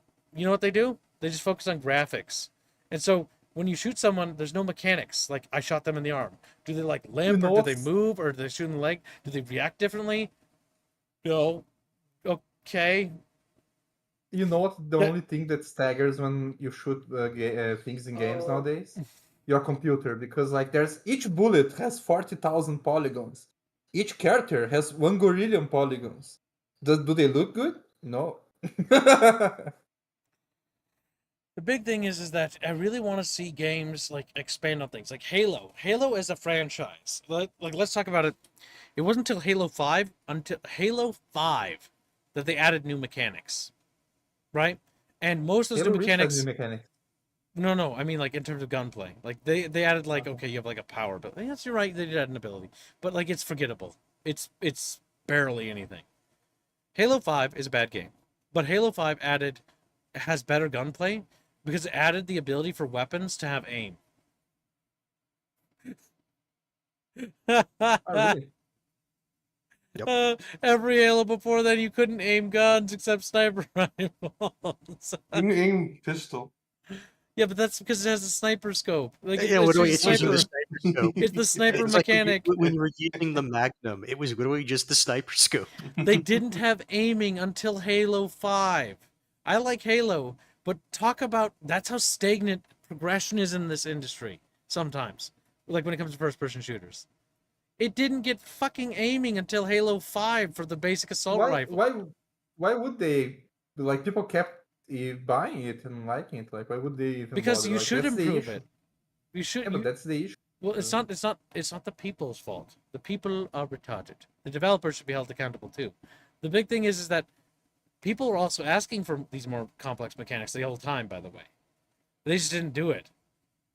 You don't think that in Halo 1, people are like, God, I wish I could aim the assault rifle, because in Call of Duty you can. In the 6th gen era, you could aim guns. 6th gen. Even as far back, I think, as like 5th gen, you could aim guns in a lot of shooters they started doing. But you could make an argument for 5th gen. But Halo came out in 6th gen. And it came out in 6th gen when aiming was already a mechanic that was widely used, a basic mechanic. Then it went through its entire life cycle as 7th gen, after aiming had been basically standardized as a basic mechanic without implementing it. And then it wasn't until fucking 8th gen that they finally added a basic mechanic that had been around for 3 generations. 3 generations. 3 generations. That's terrible. Long before that, if you count PC. Oh, I know. It's just like, oh my god, 3 whole goddamn video game generations. It's a basic mechanic. It's not even that amazing. It's just the most basic of things. It just makes you aim a little bit. I know. That's what it was, Sean. Aiming. It wasn't aiming down sights that the game added. It was allowing to zoom in. You don't have to aim down sights and everything. That's the big thing, Sean. A simple zoom in would be okay. I mean, that would be okay, except they didn't do that. I think he's just saying a simple zoom would have been also okay. He's not really disagreeing. Because yeah, that would have been something, right? But they didn't do that. They didn't do any of that. They just couldn't be asked. And some games you get like that, where they're just stagnant and they don't do anything, and they're just stuck in this like mindset of being like, we're not going to improve anything. We're just going to keep regurgitating things. Now, to be fair to Halo's credit, because that was one thing to point out, the game series did try to improve its combat flow. It did try to improve the brutes. And brutes in 2, they weren't very fun. But 3, they were actually pretty fun to fight. They actually made them a core enemy in 3 and replaced the elites with them because they did that much of a better job. I'd argue that the brutes are better enemies to fight than the elites are in terms of how they play. But I would say the elites were missed because of how their energy shield gameplay works and how plasma weapons work. It kind of made it feel a little bit like weird without them being there, formulaically speaking. But mechanically speaking, they did make improvements. They improved like the physics engine, they improved other things. It's weird that you see stagnation in certain fields. And it's like, well, why didn't you do that as well? And it's one of those things you have to ask yourself. You don't, Bino. The big thing is that Halo has not aged well. That was not what I was going to say. What I is it, realized Pete? that I was interrupting you. That's why I stopped. Now, what is it, Bino? Interrupting I Bino. was saying that you don't need to look at only like older series, Good, like Bino, even good. newer series like Dark Souls mechanics. Like it's always the same shit, you know? And even the storytelling gets fucked up because of that, because Elden Ring, for those who like it, it's just Dark Souls 4. Because like there's hollows everywhere. You kill someone to suck their souls. You know, you level up the same You way. sit at a You attack the bonfire. same way. You sit in the bonfire. The story is still garbage, you know? And it's like, All right, that's probably subjective. I can't comment on Elden Ring, but squealing you can because you've actually. I'm not played gonna fight Beano over this because I know Chappish aren't But interested in it either. That's fine. But you disagree and you like it. You can at least say that. No, he can't. You like it. I'm pretty No. sure you do. I can talk about the storytelling in Dark Souls and why it's so subtle Well, I mean, and why you it could, adds to the game. you could just say you like it. It's so simple answer. Like I do like. Yeah, there you go. See, and there you go. See, because I know for a fact Bino is subjective, and that's a subjective thing. There's certain things that aren't objective, right?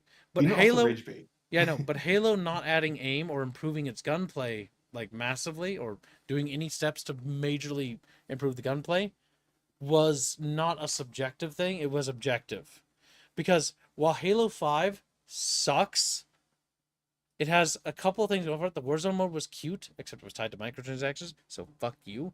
And then the campaign also sucks. But the gunplay, and it played actually pretty good. It was fun to play. I wouldn't even mind playing Halo 5 again if I could just mute the story. And get rid of that boss fight that they recycled like 6 times. What the fuck is Halo's obsession with adding boss fights? Some games, oh my god. So, talking about stagnant mechanics and features, stagnation. Bosses and shooters, or boss design in general. There are very few games that actually do anything with boss design. Here's a boss. It has a big health pool. Shoot it a lot. What? Like, okay, but like, is there anything else that's fun to do about it? It's gonna like run at you and hit you with a hammer. Okay? Okay. That's it? That was Halo 2's boss fight, by the way. Like, if you're gonna add a boss fight, make it interesting mechanically. A great place to look at mechanical design for boss fights is, unironically, it's gonna sound friggin' weird for shooters, but Metroid Prime. Metroid Prime has actually interesting boss fight designs. I might suck at them because they're puzzles, but they actually have mechanics for their boss fights. They actually build mechanics for boss fights. When you're gonna add a boss fight to a game, make it have mechanics. Don't make it a sponge. Don't make it does a lot of damage when it hits you. Like, okay, you can do that, but like, make it mechanically interesting. The Dead Space remake, it had its boss fights. Its boss fights were too easy. They were mechanical bosses, which were good, but they were too easy. That's my complaint about that one. Because boss fights like that were better. Yes, they're better than the Halo boss fights in the Dead Space remake, by comparison. Better boss design. But you want to look at a peak boss design, or better boss design, or maybe even the best boss design, look at Monster Hunter Wilds. That boss design, very good. That is how you make a boss fight. It should be exciting. I should want to fight the boss. I shouldn't be like, okay, I gotta beat the boss so I can move on to the next section. I should be like, oh my god, yes, this boss fight is gonna be epic. And when you get a game, when you fight a boss and you're having a fun time, you're like, yeah, that boss fight was fun, I can't wait to do another one. I love that. I want to look forward to bosses. And bosses are supposed to challenge you. But I kind of want games to be more challenging. One thing I like about the new Dune Awakening game is that it is actually pretty hard in the later stage. You'll see once I show you, because I got the next stage chat, next stream we do, which will probably be tomorrow or something. But the game is getting progressively harder, and I want that. More difficulties, harder. Push me to my limits and challenge me, but don't cheat if you can do it. Make it fun. Like, don't just inflate their health bar. Don't just make them do more damage. Helldivers understands this with mechanical enemy design.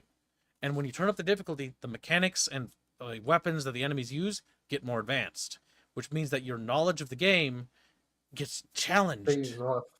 Yeah, and so you're actually getting rewarded for learning how the game works, because now I can use my tactics, my thinking, my quick responses and all my gear and my equipment and skills and everything the game has taught me up until this point, all this toolbox in my little toolbox the game gave me, I now have all these tools to use, and they're I've ever all played different tools to tackle different problems. But one game that I really like how they did difficulty was God Hand. If you guys ever played it, Chatfishes. Basically, the enemies don't do more damage.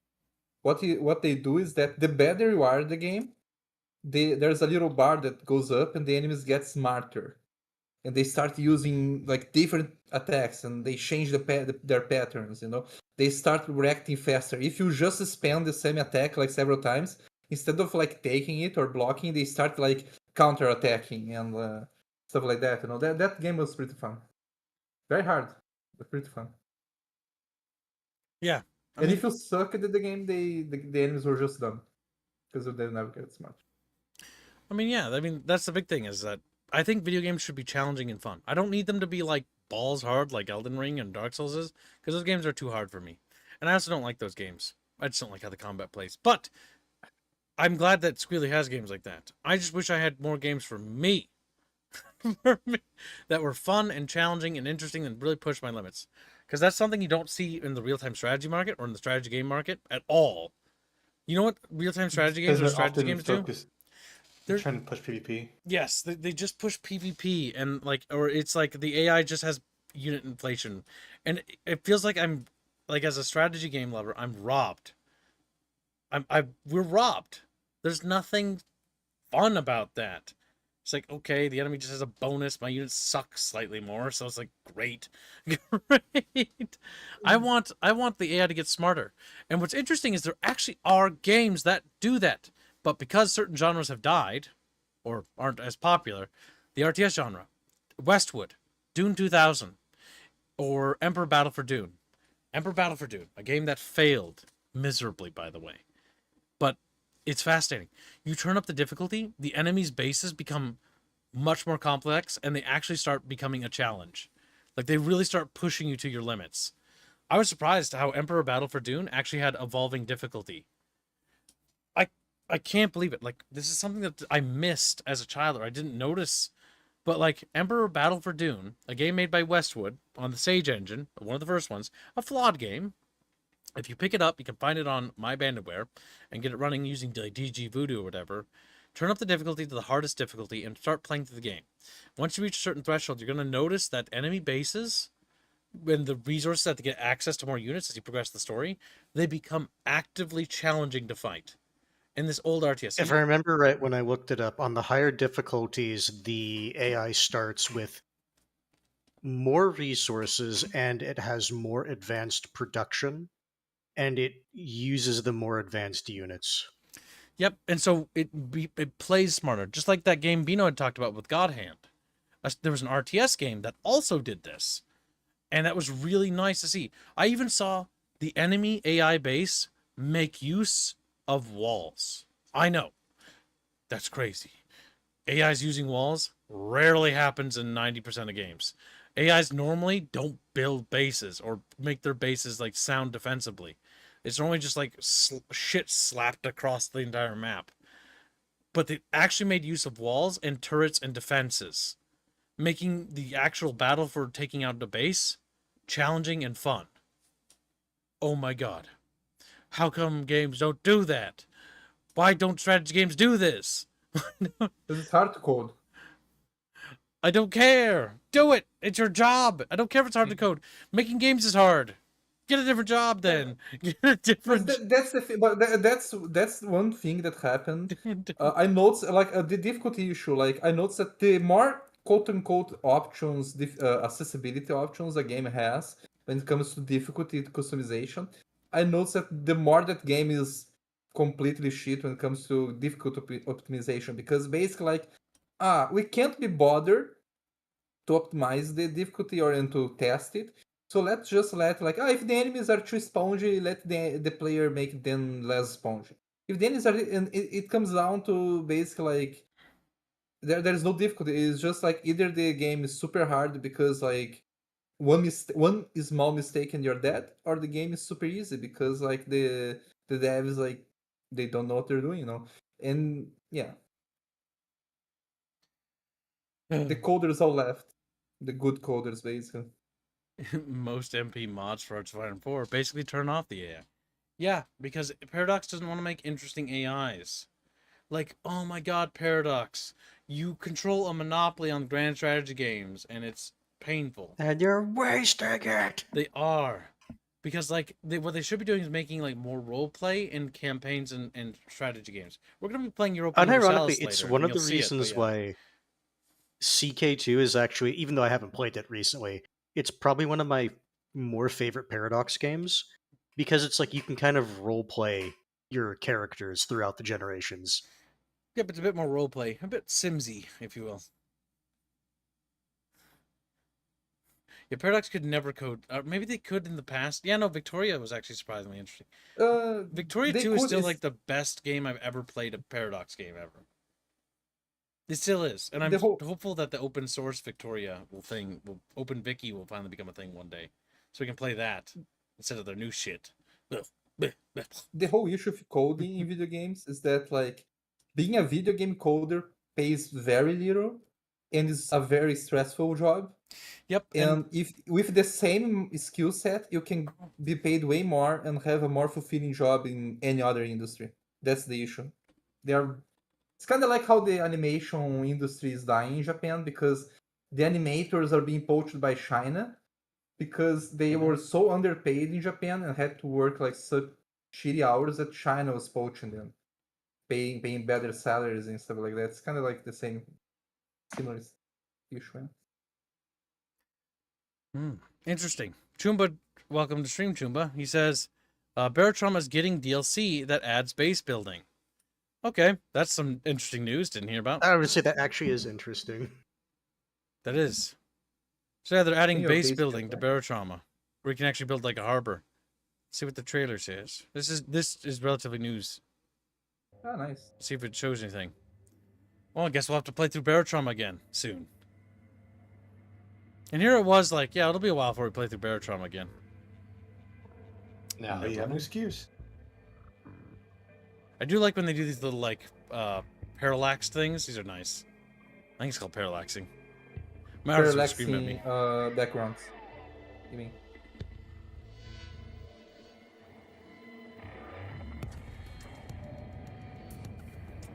They're adding new enemies.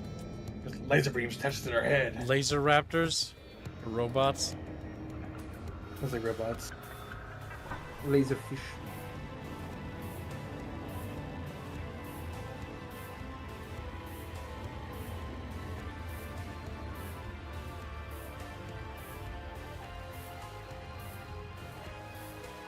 Okay, they didn't really show anything. It was more like a an Home artistic and harbor. area.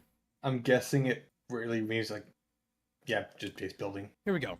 The Home and Harbor expansion will enable you to assume control of your very own deep sea outpost or conquer existing ones by force. So you can actually conquer territories now. That's kind of cool. Expand your outpost by adding new modules, manage your NPC inhabitants, and build workshops to establish an industry, improve your base of operations, and gain access to new technologies via dedicated research and unlock trees. Express yourself, Barotrauma style. Plenty of customization options will allow you to make your outpost your own, optimize habitat, or run down and shoddy dwelling. New faction, the Descendants. A new mysterious faction will enter the scene with a technocratic, the robot people, body-modified Descendants, utilize alien technology, and add a new layer of intrigue into Barotrauma's universe. With them, a range of new items, doodads, and curiosities will be added. So now that we can actually make like a faction in the game, or like a territory, can we make a player-made faction? Because there are two factions currently fighting in the game, but are they going to actually expand the war between those two factions? Because essentially it's just like, okay, this hub is belong to this faction and that one, and they're supposedly fighting a war against each other. Supposedly. It would be nice to actually feel like there's like a war going on. Almost like a la Mountain Blade, Bannerlord, kinda. That could be interesting. Is that game good? I never played it. What, Bannerlord? It has Yeah, good mine scene. It's got good stuff about it. It's just certain parts I wish it doesn't do, if that makes sense. Like, Okay. you can't really, there's only a few playstyles that are actually like have development. It's worth, you might like it, Peter. You might actually like it a lot, but I wish it was more of like a simulation where you could do more, like lifestyle. You could trade and do stuff, but it's more like the general play type is you're either a mercenary, you're a fighter for an army or whatever, or you become like a king. You can Mhm. be a noble for a king, you can be a mercenary for a king, you can be independent, you can be a raider, you can be a bandit, you can side with any faction you want. You can even do like the gladiatorial pits and stuff. It's pretty interesting. I just wish it was a bit more. You can form your own kingdom and stuff like that. Ah, okay. I just wish you could do like, oh, what if I want to like make a village and like actually participate in like the farming side of it. So it's not like one of those Paradox games then. Bannerlord's a bit more developed. It's also got a great plethora of mods. It's got another expansion coming. We'll take a look at that in a second. But yeah, well, let's see. Incentives, more faction interaction. Wait, hold on. Home and Harbor will add more depth to Barotrauma's faction system. Roaming submarines will directly contribute to NPC outpost economy. So there's actually going to be like a world now, where instead of it just being hubs and the world's kind of like not existent. Trade with allies, duke it out with enemies, maybe send them over a friendly gift, not husk infected, of course. At the same time, the world of Barotrauma will become more alive. NPC factions will also interact with each other, trade, gain, or lose ground outside of player actions. And that is what I want to see. Yeah. Slap this on the old wish list. Barotrauma is really cool. I hope they make a 3D one day. It's developed by Fake Shift, Fake Fish. Fake Fish are also developing another game of interest that's coming out. I will show this off because this is the first foray into 3D games. Now it's under Shiro, the publisher. Shiro, I'm not. Fake Fish. We'll look at Jump Ship in a bit. There's so much shit to talk about. I forget. This is the Barotrauma devs. They're making like a train game where it's like you're going through a Siberian Arctic hellhole, and there's like a thing you have to survive and explore and get out of the resources. But it looks rather interesting. Yep. There's also some Minecraftian stuff in there as well.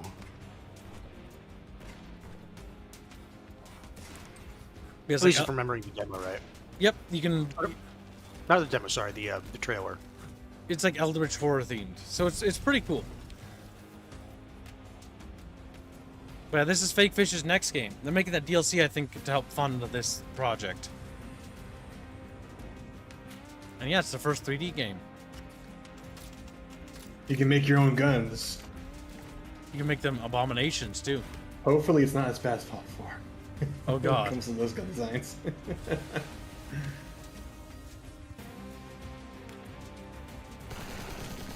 What's funny is they went with low-res texture as a stylization effect.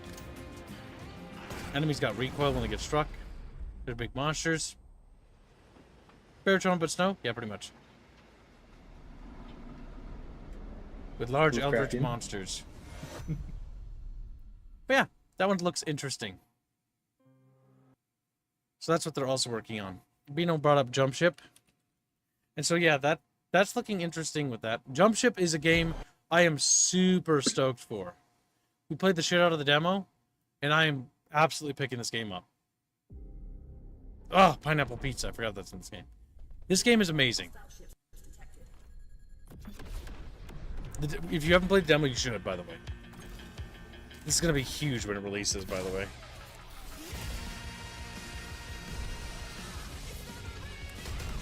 Goodbye, ad revenue. Every time there's music in these goddamn things. Yep.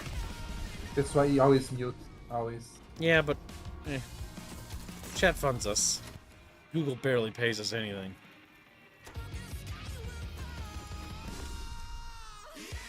They take 30% of what chat gives us, actually.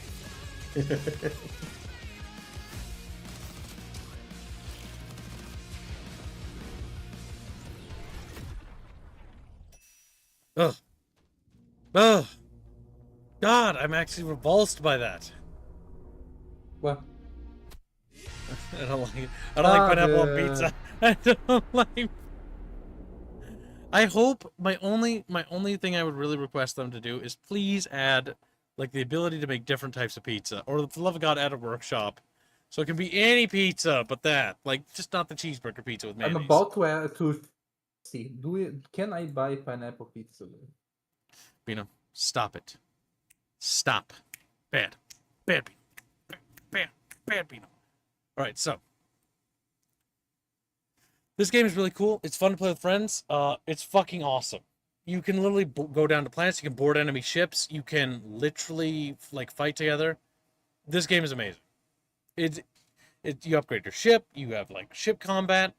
It's basically like if you want to imagine Barotrauma crossed with like Left 4 Dead.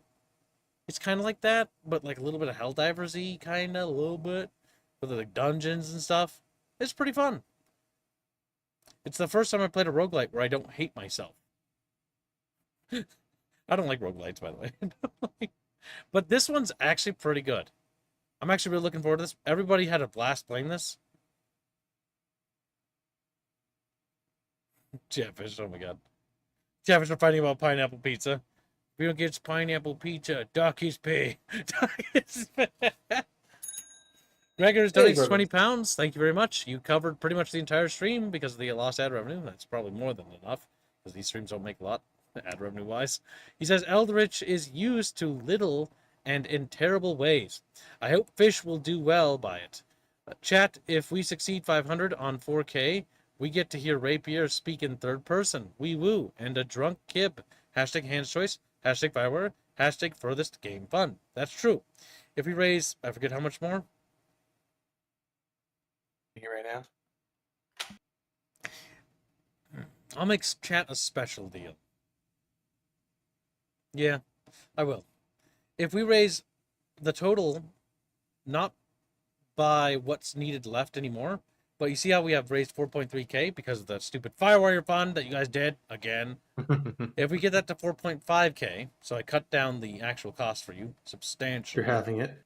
I'm having it again. I will let you get the drunk stream easy that way. We have to today to do it. Can I drink too? No. Damn. Yeah, that drunk stream is just me drinking. Mostly because I'm going to be a handful already, and I don't want my helpers having a hard time managing me and someone else. Now, when we do the next big group drunk stream, that'll have to wait and see. And honestly, we should take a break from those drunk streams. The drunk streams, I can't remember what happens. Chat just laughs at me all the time. Right? Don't worry. I will remember. Ah, shit. More new games? Are you shitting me? Oh my god. Xbox is doing its game thingy today. Yeah. Did they put a showcase somewhere? I can see it all? Is it on Steam? Not sure. Like, I only know that it was doing something. I know Fuzzy said it was like happening like earlier in the day, so it might be posted later. Outer Worlds 2, for people who care. Outer Worlds were... I gave up on Outer Worlds when I killed the first NPC I saw because he had a cool armor and I couldn't loot anything. It's like, what? What do you mean I can't loot his armor? I killed him. Like, no, you can't. It's like, I see. I should then I saw the game.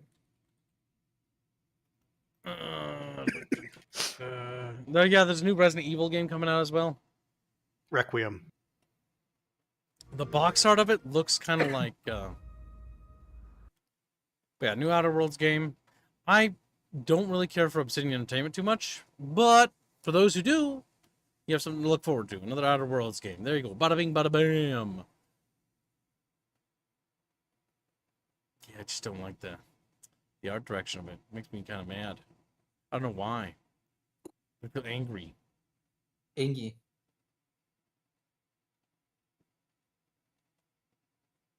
It's like Bioshock, but weird. I don't know why I muted it. Not alone in doing so. And they think they can just choose how things play out. They could stop us from stealing the Protectorate's brainwashing technology, which we need to improve our market share. What if this stranger aligned with the Order and that world computer of theirs? That could be the key to closing the rifts that threaten the colonies. So, you see why this menace must be wiped from the face of existence. Or, better yet, brought to our side through the power of capitalism. Now, let's get out there and buy our way to victory! I'm yearning and yearning for Goodbye, ad revenue again. the fuck is that You voice can only actor? say goodbye to it once. Oh no. Let's see if the Resident Evil thing's up here. It is Resident Evil Requiem. Requiem.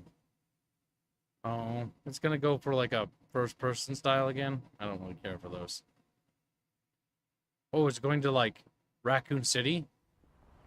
Let's take a look. Sir.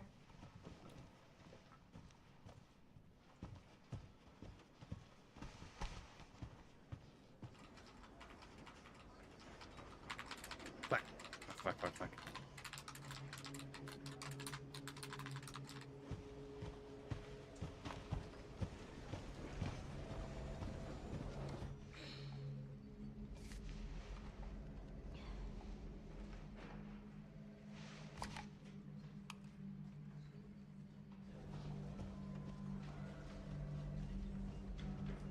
Grace. Grace. Grace Ashcroft. Yes? My office. Oh, coming.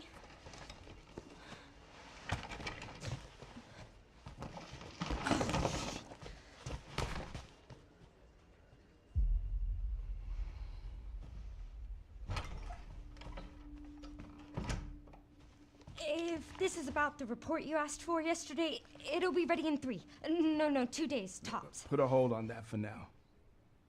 We found another body. One that exhibits the same pathology as the others we've been investigating. Now I need a good technical analyst on this. Okay.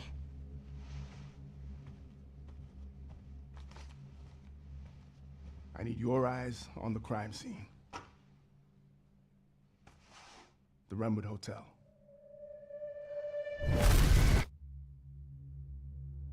I know that's where your mother was murdered. Alyssa died 8 years ago. Perhaps it's time for you to face the past. A lot of this is a bit retarded. Grace. Well, perhaps it's time for you to go to hell.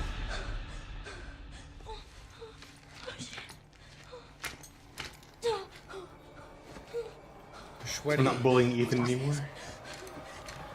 No. It's a new character. This But fed I woman. want to be Leon. Leon. Stay close. No, we need to cut off Ethan's arms again. You and that boulder punching son of a bitch. They're coming.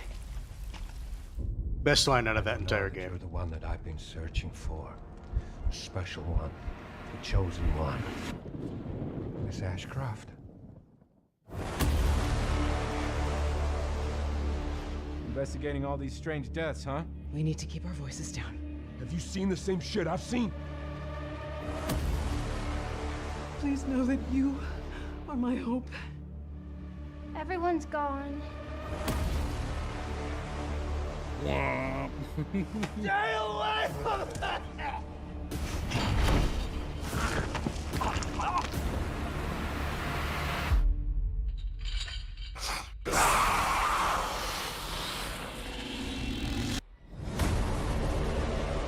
The text very looks like 2000s. It's funny, or like 90s almost. Mm-hmm. This is Resident Evil 9 chapter. Yeah, it's Resident Evil 9.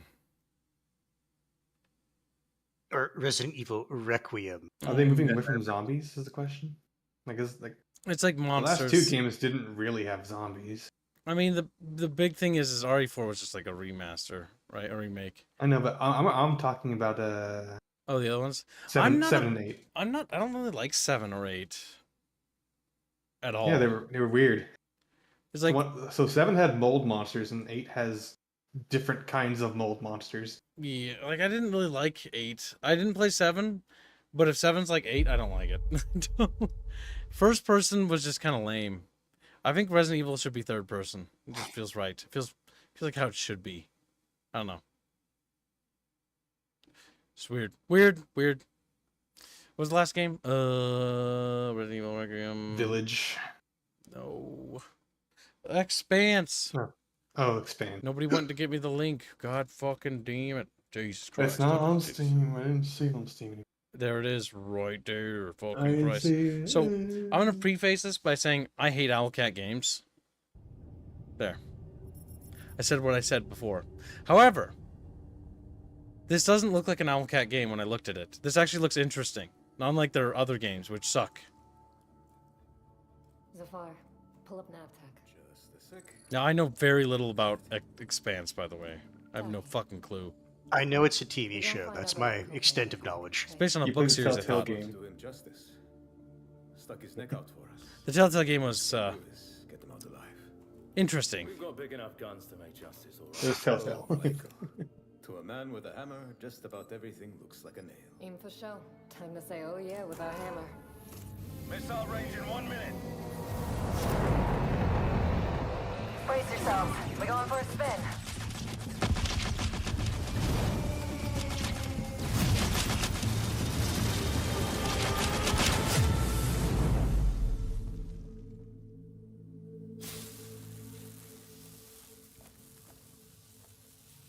Is that Halo? No, this is a new RPG. Okay.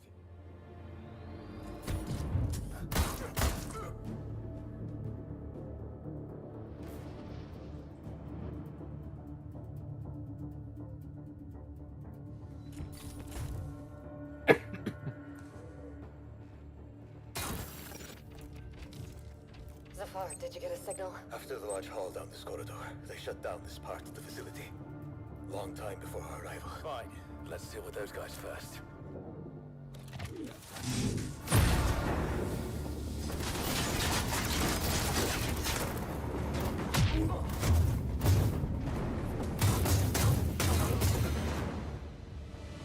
In Yolota. They never look up.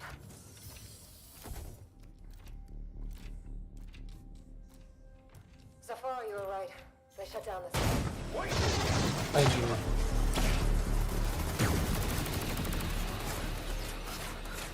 Yolota! I need backup! Hold on, I'm coming! I'll cover you.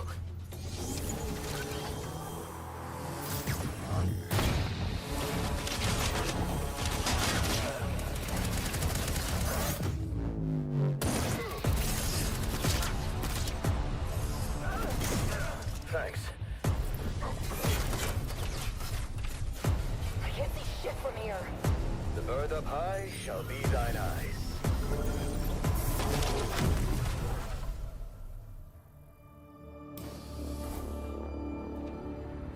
What the hell happened here?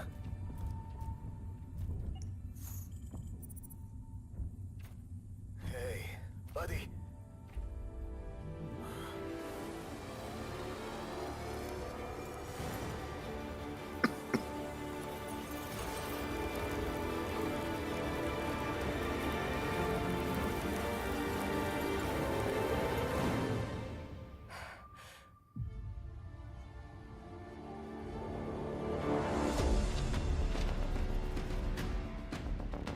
I don't even know anything about Expanse, but this looks interesting.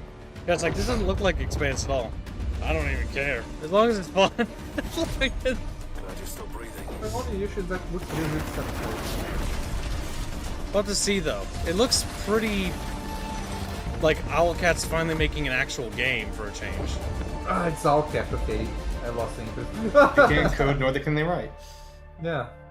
The big thing is that the writing for fucking Rogue Trader was ass. And, like, then I watched some friends of mine play Pathfinder, Kingmaker, and I'm like, that looks like ass, too. Like... Can I remind you of the literal cuck orc that's in that game? Yeah, like... There's a cook or... So we'll have to see. This is Owlcat's first foray into actually making a game. And it is self-published. It's indie, by the way. So... I'm willing to give it the benefit of the doubt and giving them another chance. Not a second, but a third chance, I guess. Because it looks like a vast departure from their adaptations. Rogue Trader sucked because it's applying like pen and paper rules to a video game format. It just doesn't work.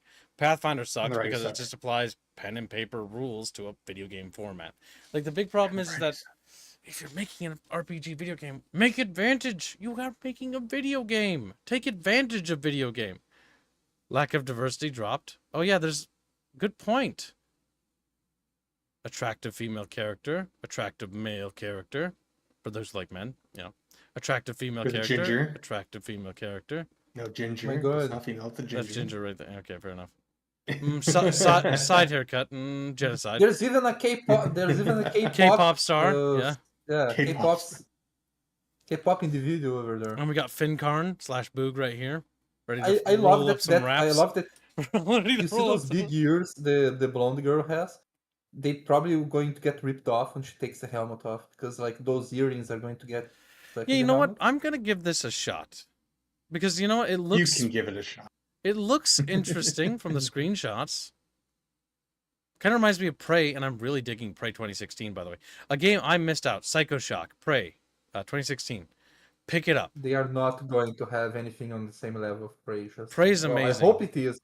Well, To this be is. honest, I hope it is. I'm going to try to give it a chance. Yeah. You know, I hope Let's this is be good. positive.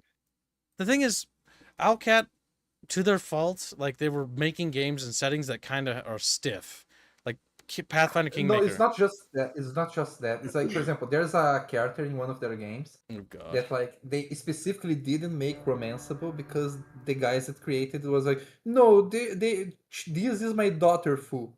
So we're not going to make her romanceable. And they made it was like It's gonna be up to. my dude. Okay. I'm learning things from Bino. Because of that, to do. Daughter foo. Bino's killing my brain cells. Help me. Bino. Actually, I wonder if this is an alternate universe version of The Expanse. Well, it's called The Expanse: Osiris Reborn. It's a third-person RPG set in the Expanse universe. You're no hero, just a merc caught up in the wrong place at the wrong time, trying to hold your crew together and keep the ship up and running. Your choices will shape your story. Well, yeah, I've said. Maybe I want to be a good person. You don't know. Yeah, what if I want to be a good guy? What if I, what if, I want to be a hero. yeah, what if Why I do I gotta be a mercenary? Why do I gotta be morally gray? Why can't I be cool? Why can't I be a good guy? Why can't they just be evil? Why can't they just be? Bino's like, why can't I just kill children? It's like, Bino. Why can't they just be Literally, yeah. Why can't they Bino, just kill like- children? Bino, But Why's it gonna be gray? Why can't it be black and white? I don't mind nuance. In fact, I personally, my personal consumption, I actually don't really care for black and white too much. I kind of prefer a little bit of nuance. I do like villains being evil. Like, I want evil to be evil. But I don't mind nuance. I like it. I imagine if this game lets you be morally gray, it's probably gonna let you be good or evil, by the way. No, if I had to like guess. the difference, Kibbs, is that typically when something says it's morally gray, it means you're doing it for Reddit. money. Like you're doing the exact same thing, but for money. When it's more gray, it's just Reddit. That's what I find out. Okay. It's like- Well, yeah. either way, Bino will be destroyed. Just destroy Damn. Bino. Coming We soon. can choose to be good guys. One It's day, just one day Brazil strict get to jobs. me. Time And you to guys punch will never them. know what happened. Yeah. Oh my god, fucking Doomer Bino over here with his Doomer Boom Bino moments. Unless I manage to go live in the US before that. Oh my god. Because to quote Doc Helmet, because good is dumb. Because good is dumb. See, Bad that's how you make is it, bro, good Gibbs. and good You is fucked up your dumb. quote earlier. That was good. You fucked up. Shut up. I didn't fuck it up. You did. By not laughing at my joke. Well, it really depends. The big thing is, when it comes to RPGs, I don't expect it to be like, oh, can I make a decision that'll fundamentally change? Like, is the story good? This is, I think, the most important thing to remember. Is the story good? Even if it's only got binary options, I don't care. Is the story good? Otherwise, your options Really? don't fucking matter. You need to have a good story and good characters. If it's got a good story and good characters, and the options so happen to change the story, great. If they don't change it that much, but the story's good, who fucking cares? It's a good story. I don't know. I over the years I have been preferring like the main story being the Linear? same, Yeah, that's the same. linear, but side stories being. For example, you know, one game that I loved, the Chatfish, and I still like it, but like playing the remaster made me really, really hate how low effort a lot of the stuff is there. Oblivion, because there's a quest in Oblivion where you can help a gladiator learn about his family lineage, right? And he finds out that his father was a vampire, so he gets very sad that like, I have evil in my veins. and then he just like decides to not fight when you fight him in the gladiator match. He commits dies. suicide by player. Yeah, by player. Yeah, Suicide by player. And I Yep, was that like, guy. man, the character was actually kind of like interesting because like he was actually a good guy. He was like, I'm evil, Legitimately therefore. thought he was the son of a noble.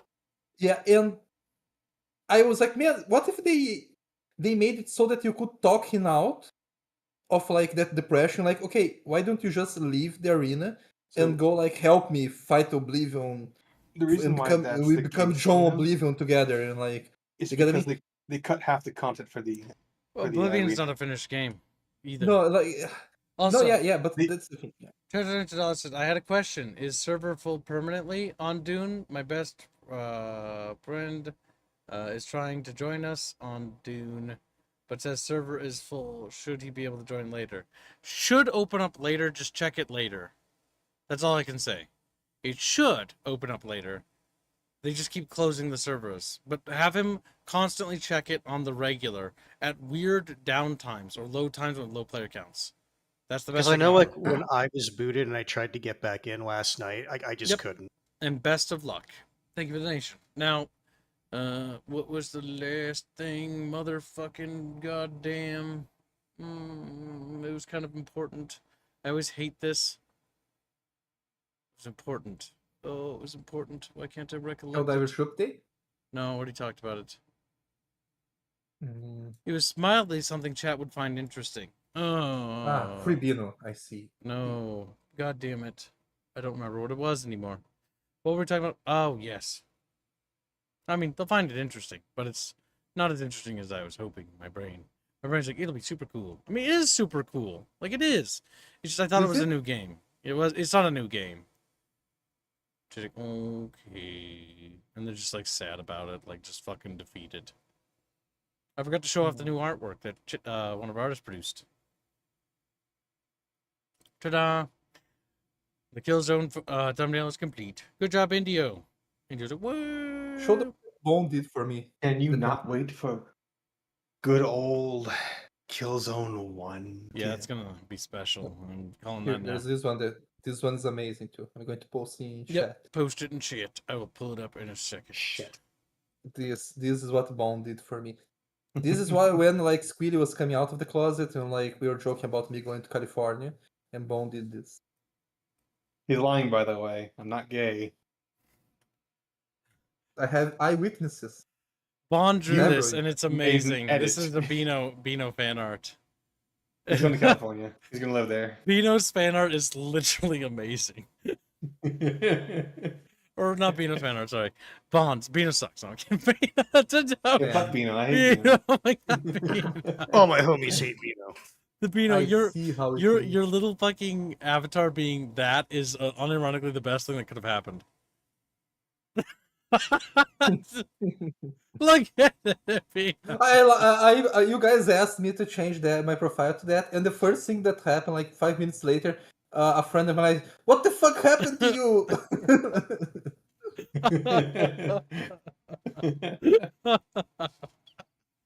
I've It's good. evolved.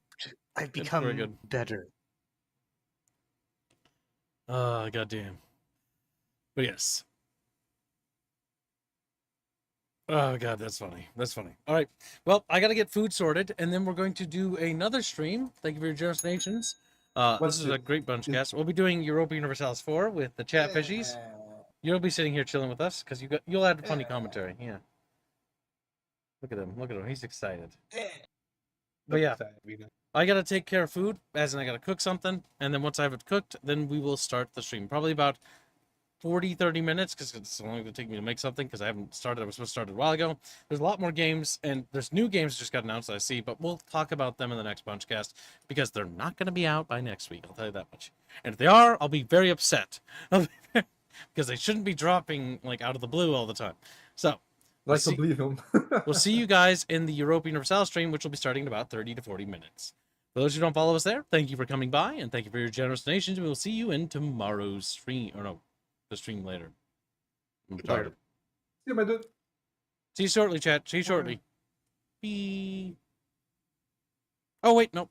Garderim became a silver miner.